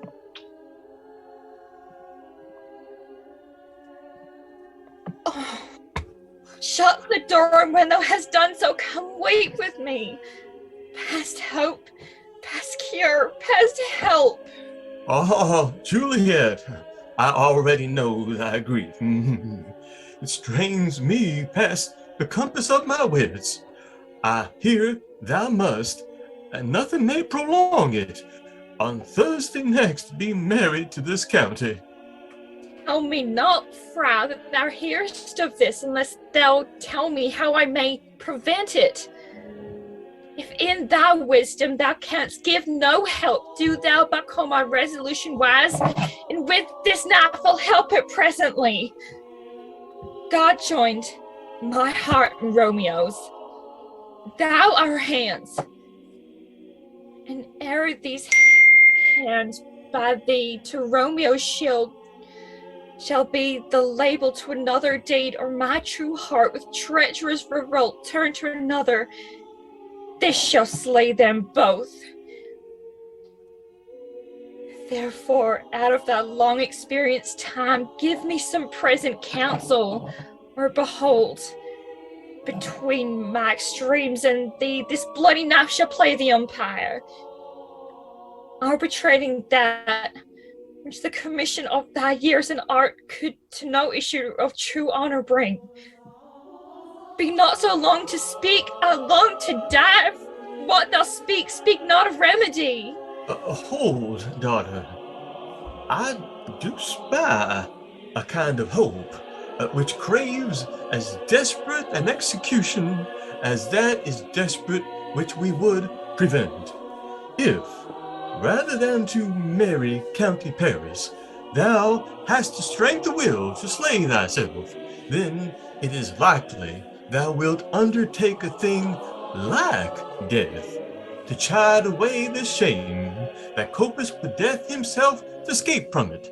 And if thou darest, I'll give thee remedy.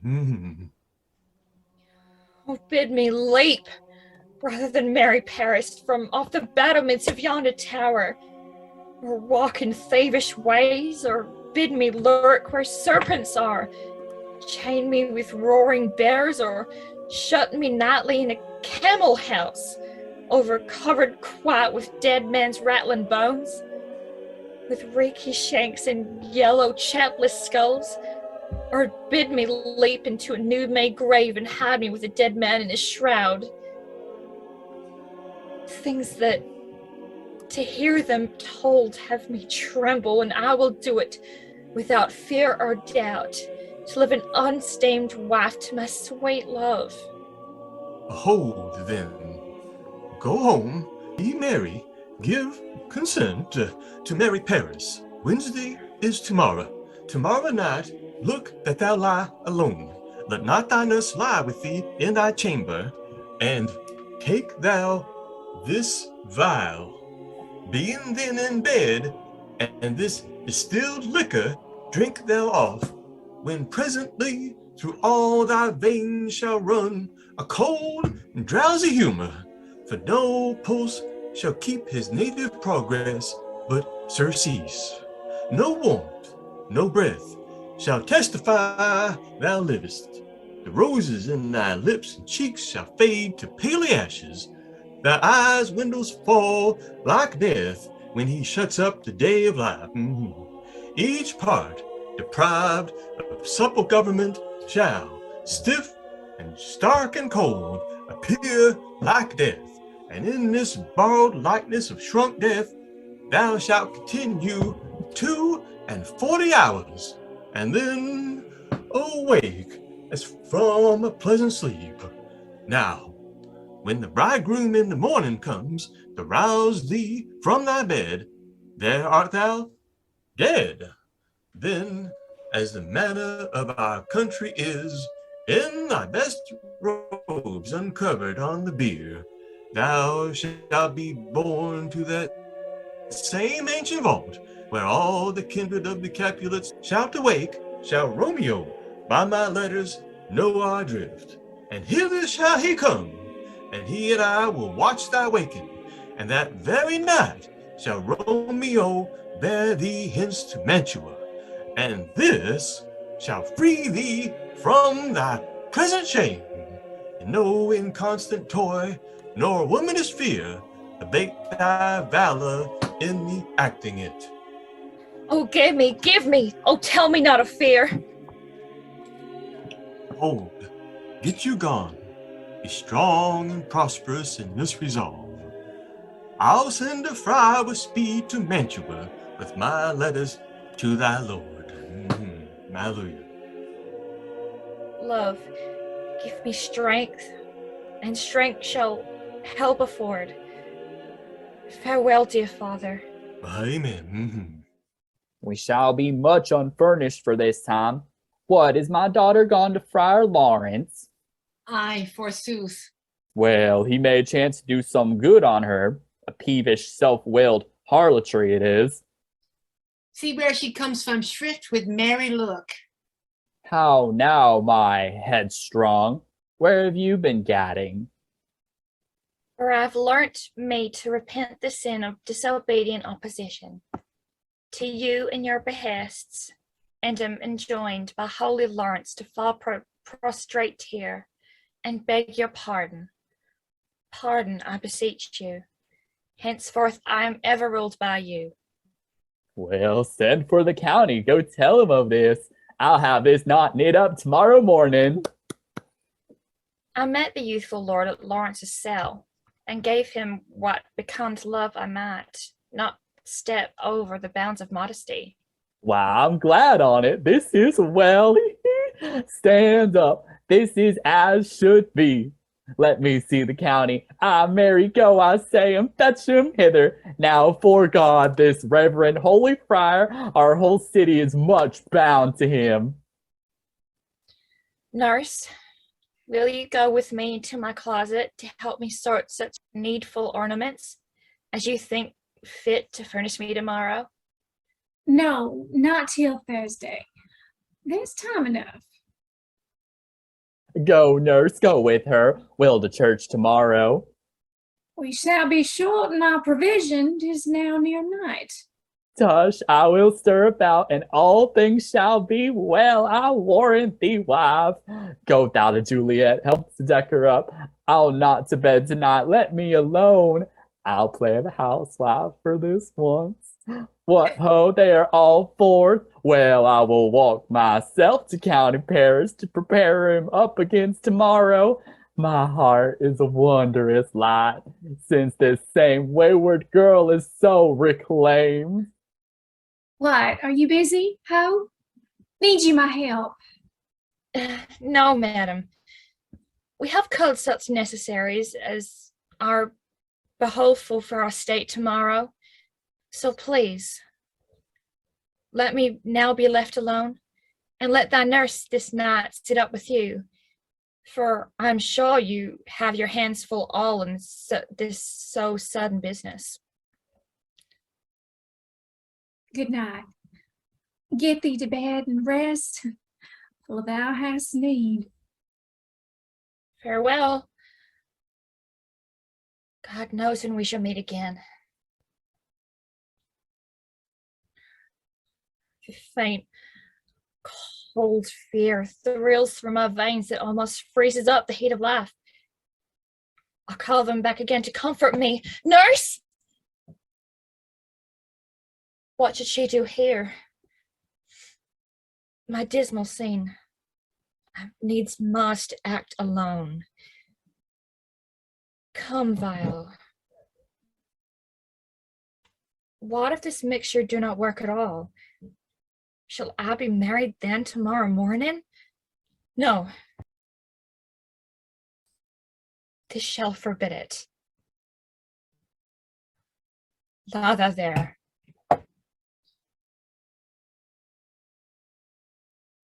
What if it should be a poison which the friar sadly hath ministered to have me dead?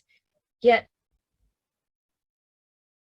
lest in this marriage he should be dishonored because he married me before to Romeo. I fear it is, yet methinks it should not, for he hath still been tried a holy man. How if, when I'm laid into the tomb, I wake before that time that Romeo come to redeem me? There's a scary point. Shall I not, then, be stifled in the vault, to whose foul mouth no heathsome air breathes in, and there die strangled ere my Romeo comes? Or if I live, is it not very like the horrible conceit of death and night, together with the terror of the place, as in a vault, an ancient receptacle where, for these many hundred years, the bones of all my buried ancestors are packed, where bloody Tybalt, yet but green in earth, lies festered in his shroud, where, as they say, at some hours in the night spirits resort. Alack, is it not like that I, so early waking with loathsome smells and shrieks like mandrakes torn out of the earth, that living mortals hearing them run mad? Or if I wake, shall I not be distraught, environed with all these hideous fears, and madly play with the forefathers' joints, and pluck the mangled Tybalt from a shroud, and in the rage with some great kinsman's bones, as with a club dash out with my desperate brains? Oh, look! Thinks I see my cousin's ghost, seeking out Romeo that spit his point, that did spit his body upon a rapier's point. Stay, Tybalt, stay! Romeo, come. This I drink to thee.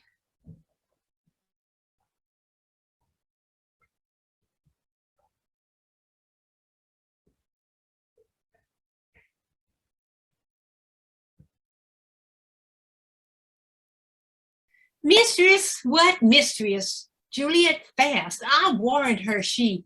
Why, lamb, why, lady, fie, you slug a bed. Why, love, I say, madam, sweetheart. Why, bride, what, not a word? You take your pennyworth now. Sleep for a week, for the next night, I warrant. The county Paris has set up his rest, that you shall rest but little. God forgive me. Mary and a man. How so sound asleep? I must needs wake her. Madam, madam, madam? If the county take you in your bed, he'll fright you up, in faith, will not it be? What? Dressed and in your clothes and down again? I must needs wake you. Lady, lady, lady! Alas, alas, help, help! My lady's dead. How well a day that ever I was born. Some aqua betay. Oh, my lord, my lady. What noise is this? Oh, lamentable day. What is the matter? Look, look, oh, heavy day. Oh, Oh, me, my child, my only life. Revive! Look up or I will die with thee! Help! Help! Call help! Dang it, for shame, bring Juliet forth, her lord is come. She's dead. She's dead. Oh, like the day. Today, she's dead! She's dead! She's dead! Ha, let me see her. Out, alas, she's cold. Her blood is settled and her joints are stiff. Life and these lips have long been separated. Death lies on her like an untimely frost upon the sweetest flower of all the field. Oh, lamentable day. Oh, woeful time. Death that attained her hence to make me wail, ties up my tongue and will not let me speak. Is the bride ready to go to church? Ready to go, but never to return. O son, the night before thy wedding day hath death lain with thy wife. There she lays, flowers as she was, deflowered by him. Death is my son-in-law. Death is my heir. My daughter he hath wedded. I will die and leave him all life. Living all is death. Have I thought long to see this morning's face, and doth it give me such a sight as this? Curse, unhappy, wretched, hateful day, most miserable hour that ever time saw, and lasting labor of his pilgrimage. But one, poor one, oh, one poor loving child, one thing to rejoice and solace in, and cruel death hath catching it from my sight. Oh, woeful day, most lamentable day, most woeful day that ever I did behold. Oh, day, oh, day, oh, day, oh, hateful day. Never was seen a black day such as this. A woeful day. Beguiled, divorced, wronged, spited, slain, most detestable death, thee beguiled, by cruel, thee quite overthrown. Oh love, not life, but love and death. Despised, distressed, hated, martyred, killed. Uncomfortable time, why camest thou now to murder our solemnity? O child, my soul and not my child. Dead art thou, alack, my child is dead, and with my child my joys are buried. A peace, a whole, for shame. Confusion's cure lives not in these confusions. Heaven and yourself had part in this fair maid. Now heaven hath all, and all the better is it for the maid. Your part in her you could not keep from death, but heaven keeps his part in eternal life. How you live. The most you sought was her promotion, for 'twas your heaven she should be advanced. And weep ye now, seeing she is advanced above the clouds, as high as heaven itself. Oh, in this love you love your child so ill that you run mad, seeing that she is well. She's not well married that lives married long, but she's best married that dies married young. Dry up your tears. Stick your rosemary on this fair course, and as the custom is, in all her best array, bear her to church. For though fond nature bids us lament, yet nature's tears are reason's merriment. Amen. All things that we ordain festival turn from their office to black funeral. Our instruments to melancholy bells, our wedding cheer to a sad burial feast. Our solemn hymns to sullen dirges change. Our bridal flowers serve for a buried corse, and all things change them to the contrary. Sir, go you in, and madam, go with him, and go, Sir Paris. Every one prepare to follow this fair course unto her grave. The heavens do lower upon you for some ill. Move them no more by crossing their high will. Amen. If I may trust the flattering truth of sleep, my dreams presage some joyful news at hand. My bosom's lord sits lightly in his throne, and all this day an unaccustomed spirit lifts me above the ground with cheerful thoughts. I dreamt my lady came and found me dead. Strange dream. That gives a dead man leave to think, and breathed such life with kisses in my lips that I revived and was an emperor. Ah me, how sweet is love itself possessed, when but love's shadows are so rich in joy. Oh, news from Verona. How now, Balthazar? Dost thou not bring me letters from the friar? How doth my lady? Is my father well? How fares my Juliet? That I ask again, for nothing can be ill if she be well.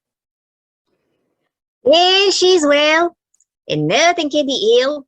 Her body sleeps in Capel's monument, and her immortal part with angel lives. Ah, I saw her laid low in her kindred's vault, and presently look post to tell it to you. Oh, pardon me for bringing this ill news, since you did leave it for my office, sir. Is it even so? Then I defy you, stars. Thou knowest my lodging. Oh, get me ink and paper and hire post horses. I will hence tonight. I do beseech you, sir, have patience. Your looks are pale and wild, and do import some misadventure. Tush, thou art deceived. Believe me, and do the thing I bid thee do. Hast thou no letters to me from the friar? No, my good lord. No matter, get thee gone and hire those horses. I'll be with thee straight. Well, Juliet, I will lie with thee tonight. Let's see for means. O mischief, thou art swift to enter in the thoughts of desperate men. I do remember an apothecary, and hereabouts he dwells, which late I noted in tattered weeds, with overwhelming brows, culling of simples. Meager were his looks, sharp misery had worn him to the bone. Noting this penury to myself, I said, and if a man did need a poison now, whose sale is present death and Mantua, here lives a caliph wrench who would sell it him. Oh, the same thought did but forerun my need, and this same needy man must sell it me. As I remember, this should be his house. Being holiday, the beggar's shop is shut. What ho, apothecary? Who calls so loud? Oh, come hither, man. I see that thou art poor. Hold, there is 40 ducats. Let me have a dram of poison, such soon spreading gear as will disperse itself through all the veins, that the laugh-weary taker may fall dead, and that the trunk may be discharged to breath as violently as hasty-powered fire does hurried from the fatal cannon's womb. Such mortal drugs I have, but Mantua's law is death to any he that utters them. Art thou so bare and full of wretchedness and fearst to die? Famine is in thy cheeks, need and oppression starveth in thine eyes. Contempt and beggary hangs upon thy back. The world is not thy friend, nor the world's law. The world affords no law to make thee rich. Then be not poor, but break it and take this. My poverty, but not my will, Nonsense. I pay thy poverty and not thy will. Put this in any liquid thing you will, and drink it all. And if you have the strength of 20 men, it will dispatch you straight. There is thy gold worse poison to men's souls, doing more murders in this loathsome world than these poor compounds that thou mayest not sell. I sell thee poison, thou hast sold me none. Farewell, buy food and get thyself in flesh. Come, cordial and not poison, go with me to Juliet's grave, for there I must use thee. Holy Francisco, Friar, bravo! This same should be the voice of Friar John. Welcome from Mantua. What says Romeo? Or, if his mind be writ, give me his letter. Going to find a barefoot brother out of one of our order to satiate me. Here in the city visiting the sick, and finding him, the searchers of the town suspecting that we both were in the house where the infectious pestilence did reign, sealed up their doors and would not let us forth, so that my speed to Mantua there was stayed. Who bore my letter then to Romeo? I could not send it. Here it is again. They will get a messenger to bring it to thee. So fearful were they of infection. Unhappy fortune. By my brotherhood, the letter was not nice, but full of charge of dear import, and the neglecting of it may do much danger. Friar John, go hence, get me an iron crow, and bring it straight unto my cell. Brother, I'll go and bring it to thee. Now must I to the monument alone. Within 3 hours will fair Juliet wake. She will beshrew me much that Romeo hath had no notice of these accidents. But I will ride again to Mantua and keep her at my cell till Romeo come. Poor living corpse, closed in a dead man's tomb.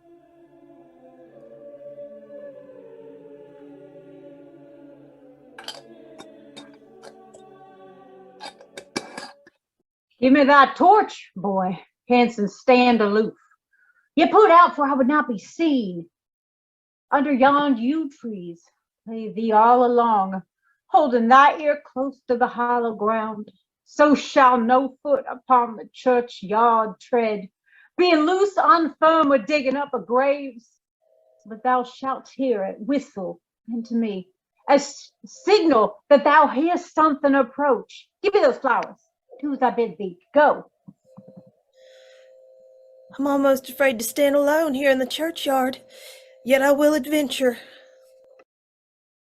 Sweet flower with flowers, thy bridal bed I strew. Oh, woe, thy canopy is dust and stones, which with sweet water nightly I will do, or wanting that with tears distilled by moans. The obsequies that I for thee will keep, nightly shall be to strew thy grave and weep. The boy gives warning something doth approach. What cursed foot wanders this way tonight? To cross my obsequies and true love's right. With a torch, muffle me not a while. Give me thy matlock and thy wrench and iron. Hold, take this letter. Early in the morning, see thou deliver it to my lord and father. Give me the light. Upon thy life I charge thee, whatever thou hearest or seest, stand all aloof, and do not interrupt me in my course. I will be gone, sir, and not trouble you. So shalt thou show me friendship. Oh, take thou that, live, and be prosperous. And farewell, good fellow. For all this time I hardly hear about. His looks I fear, and his intents I doubt. Thou detestable maw, thou womb of death, gorged with the dearest morsel of the earth. Thus I enforce thy rotten jaws to open, and in this spot I'll cram thee with more food. This is that banished haughty Montague that murdered my love's cousin, with which grief it is supposed the fair creature died, and here is come to do some villainous shame to the dead bodies. I will apprehend him. Stop thy unhallowed toil, thou Montague. Can vengeance be pursued further than death? Condemned villain, I do apprehend thee. Obey and go with me, for thou must die. I must indeed, and therefore came I hither. Good gentle youth, tempt not a desperate man. Fly hence and leave me. Think upon these gone, let them affright thee. I beseech thee, youth, put not another sin upon my head by urging me to fury. Oh, be gone. By heaven, I love thee better than myself, for I come hither armed against myself. Stay not, be gone, live, and hereafter say a madman's mercy bade thee run away. I do defy thy conjurations and apprehend thee for a felon here. Wilt thou provoke me? Then have at thee, boy. Oh Lord, they fight. I'll go call the watch. For I am slain. If thou be merciful, open the tomb and lay me with Juliet. In faith I will. Let me peruse this face. Mercutio's kinsman, noble County Paris. What said my man when my betossed soul did not attend him as we rode? I think he told me Paris should have married Juliet. Said he not so? Or did I dream it so? Or am I mad, hearing him talk of Juliet to think it was so? Oh, give me thy hands. One writ with me in sour misfortune's book. I'll bury thee in a triumphant grave. A grave? Oh no, a lantern. Slaughtered youth, for here lies Juliet, and her beauty makes this vault a feasting presence full of light. Death, lie thou there by a dead man interred. How oft, when men are at the point of death, have they been merry? When their keepers call a lightning before death, oh, how may I call this a lightning? Oh, my love, my wife, a Tybalt, liest thou there in thy bloody sheet? Oh, what more favor can I do to thee than with that hand that cut thy youth in twain, to sunder his that was thine enemy? Forgive me, cousin. Ah, dear Juliet, why art thou yet so fair? Shall I believe that unsubstantial death is amorous, and that the lean abhorred monster keeps thee here in dark to be his paramour? For fear of that, I still will stay with thee, never from this palace of dim night depart again. Here will I remain with worms that are thy chambermaids. Oh, here will I set up my everlasting rest, and shake the yoke of inauspicious stars from this world-wearied flesh. Eyes, look your last. Arms, take your last embrace. And lips, oh, you the doors of breath, seal with a righteous kiss, a dayless bargain to engross in death. Come, bitter conduct, come, unsavory God. Thou desperate pilot, now at once run on the dashing rocks, thy seasick weary bark. Here's to my love.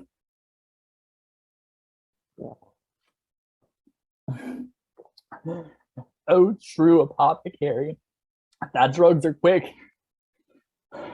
Thus, with a kiss, I die. Saint Francis be my speed. How oft tonight have my old feet stumbled at graves? Who's there? Here's one, a friend, and one that knows you well. Bliss be upon you. Tell me, good my friend, What torch is yond that vainly lends his light to grubs and eyeless skulls? As I discern, it burneth in the Capel monument. It does so, holy sir. And there's thy master, one that you love, Who is it? Romeo. How long hath he been there? Full half an hour? Oh, go with me to the vault. I dare not, sir. My master knows not, but I am gone hence, and fairly did menace me with death, if I did stay to look on his intents. Fear comes upon me. Oh, much I fear some ill, unlucky thing. As I did sleep under this yew tree here, I dreamt my master in another fort, and that my master slew him. Romeo? Alack, alack, whose blood is this, which stains the stony entrance of this sepulchre? What means these masterless and gory swords to lie discolored by this place of peace? Romeo, oh, pale, who else? Paris too, and steeped in blood. Oh, what an unkind hour is guilty of this lamentable chance. Oh, the lady stirs.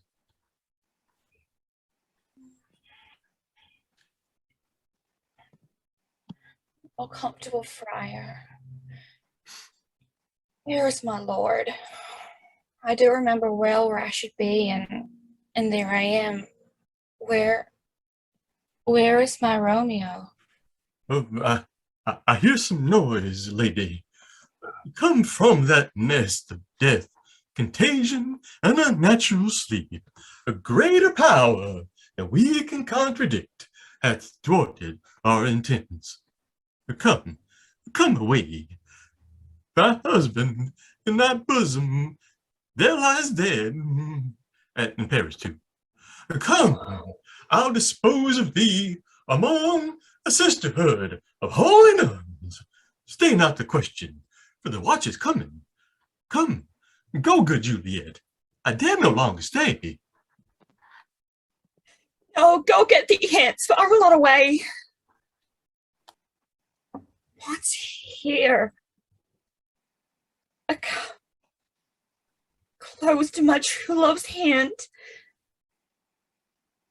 Poison I see have been in this timeless end.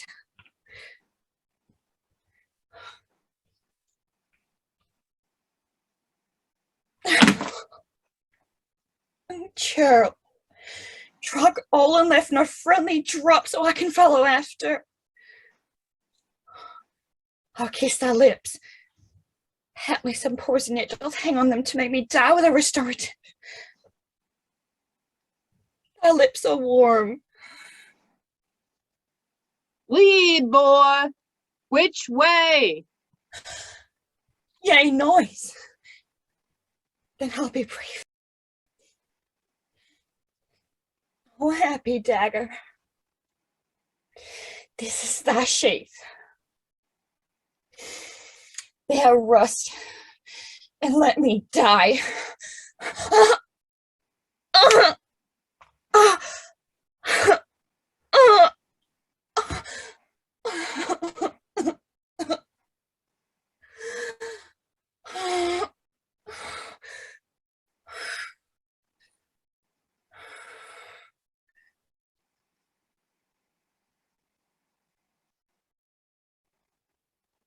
This is the place, there, where the torch doth burn. The ground is bloody. Search about the churchyard. Go, some of you, whoe'er you find attached. Pitiful sight. Here lies the county slain, and Juliet bleeding, warm and newly dead, who here hath lain these 2 days buried. Go tell the prince, run to the Capulets, raise up the Montagues, some others search. We see the ground whereon these woes do lie, but the true ground of all these piteous woes we cannot without circumstance descry. Here's Romeo's man. We found him in the churchyard. Hold him in safety till the prince come hither. Aye, and this, a friar that trembles, sighs, and weeps. We took his matlock and his spade from him. Of course, he was coming from the churchyard side. A great suspicion. Say the friar too. What misadventure is so early up that calls our person from our morning's rest? What should it be that they shrieked abroad? The people in the street cry Romeo, some Juliet, and some Paris, and all run with open outcry toward our monument. I seen it. What fear is this which startles our ears? Sovereign, here lies the county Paris slain, and Romeo dead, and Juliet dead before, worn in new kilt. Search, seek, and know how this foul murder comes. Well, here's a friar and slaughtered Romeo's man, with instruments upon him fit to open these dead men's tombs. Oh, heavens! Oh, wife, look at how our daughter bleeds! This dagger hath mistaken for, lo, his house is empty on the back of Montague, and it mischieved to my daughter's bosom. Oh me, this sight of death is as a veil that warns my old age to a sepulchre. Come, Montague, for thou art early up, to see thy son and heir more early down. Alas, my liege, my wife is dead tonight.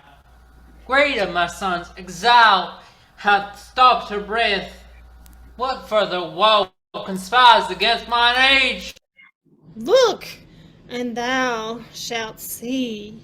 Oh, thou untaught, what manner is in this, to press before thy father to a grave?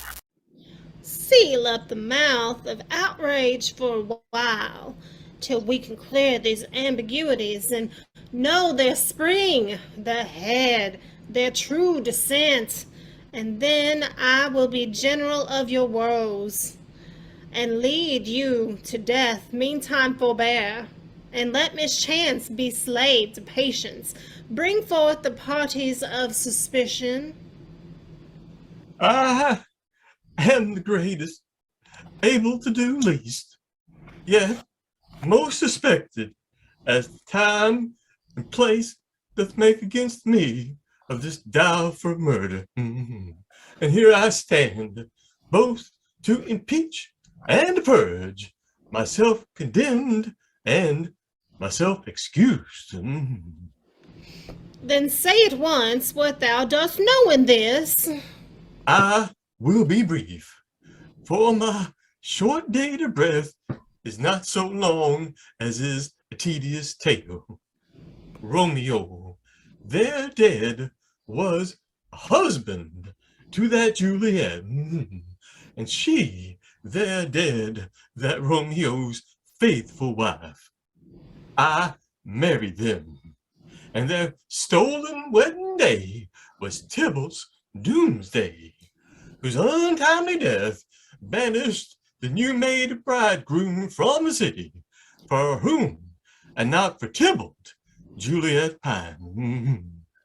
You, to remove that siege of grief from her, betrothed and would have married her perforce to county Paris. Then comes she to me, and with wild looks bid me devise some means to rid her from this second marriage, or in my cell there would she kill herself. Then gave I her, so tutored by my art, a sleeping potion, which so took effect as I intended, for it wrought on her the form of death. Meantime I went to Romeo, wrote him a letter that he should hither come as this dire night, to help to take her from her bald grave, being the time the potion's force should cease. But he bore my letter, Fried John, was stayed by accident, and yesternight returned my letter back. Then, all alone, at the prefixed hour of her waking, came I to take her from her kindred's vault, meaning to keep her closely at my cell, till I conveniently could send to Romeo. But when I came, some minute ere the time of her awakening, here untimely lay the noble Paris and true Romeo dead. She wakes, and I entreated her to come forth and bear this work of heaven with patience. And then a noise did scare me from the tomb, and she, too desperate, would not go with me, but, as it seems, did violence on herself. All this I know, and to the marriage her nurse is privy, and if aught in this miscarried by my fault, let my whole life be sacrificed some hour before his time unto the rigor of severest law. Amen. We still have known thee for a holy man. Where's Romeo's man? What can he say in this?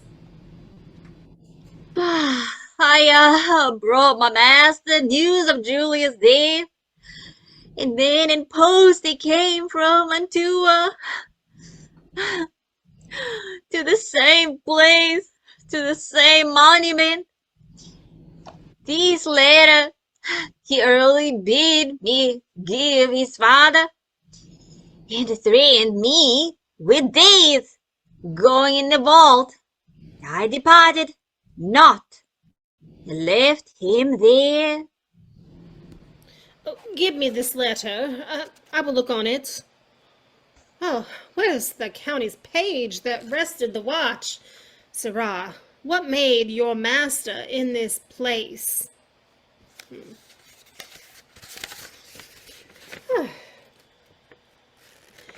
This letter made good the friar words. Their course of love, the tidings of her death.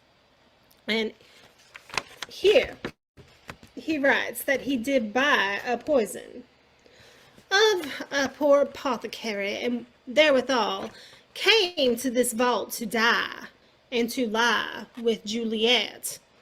Where be these enemies?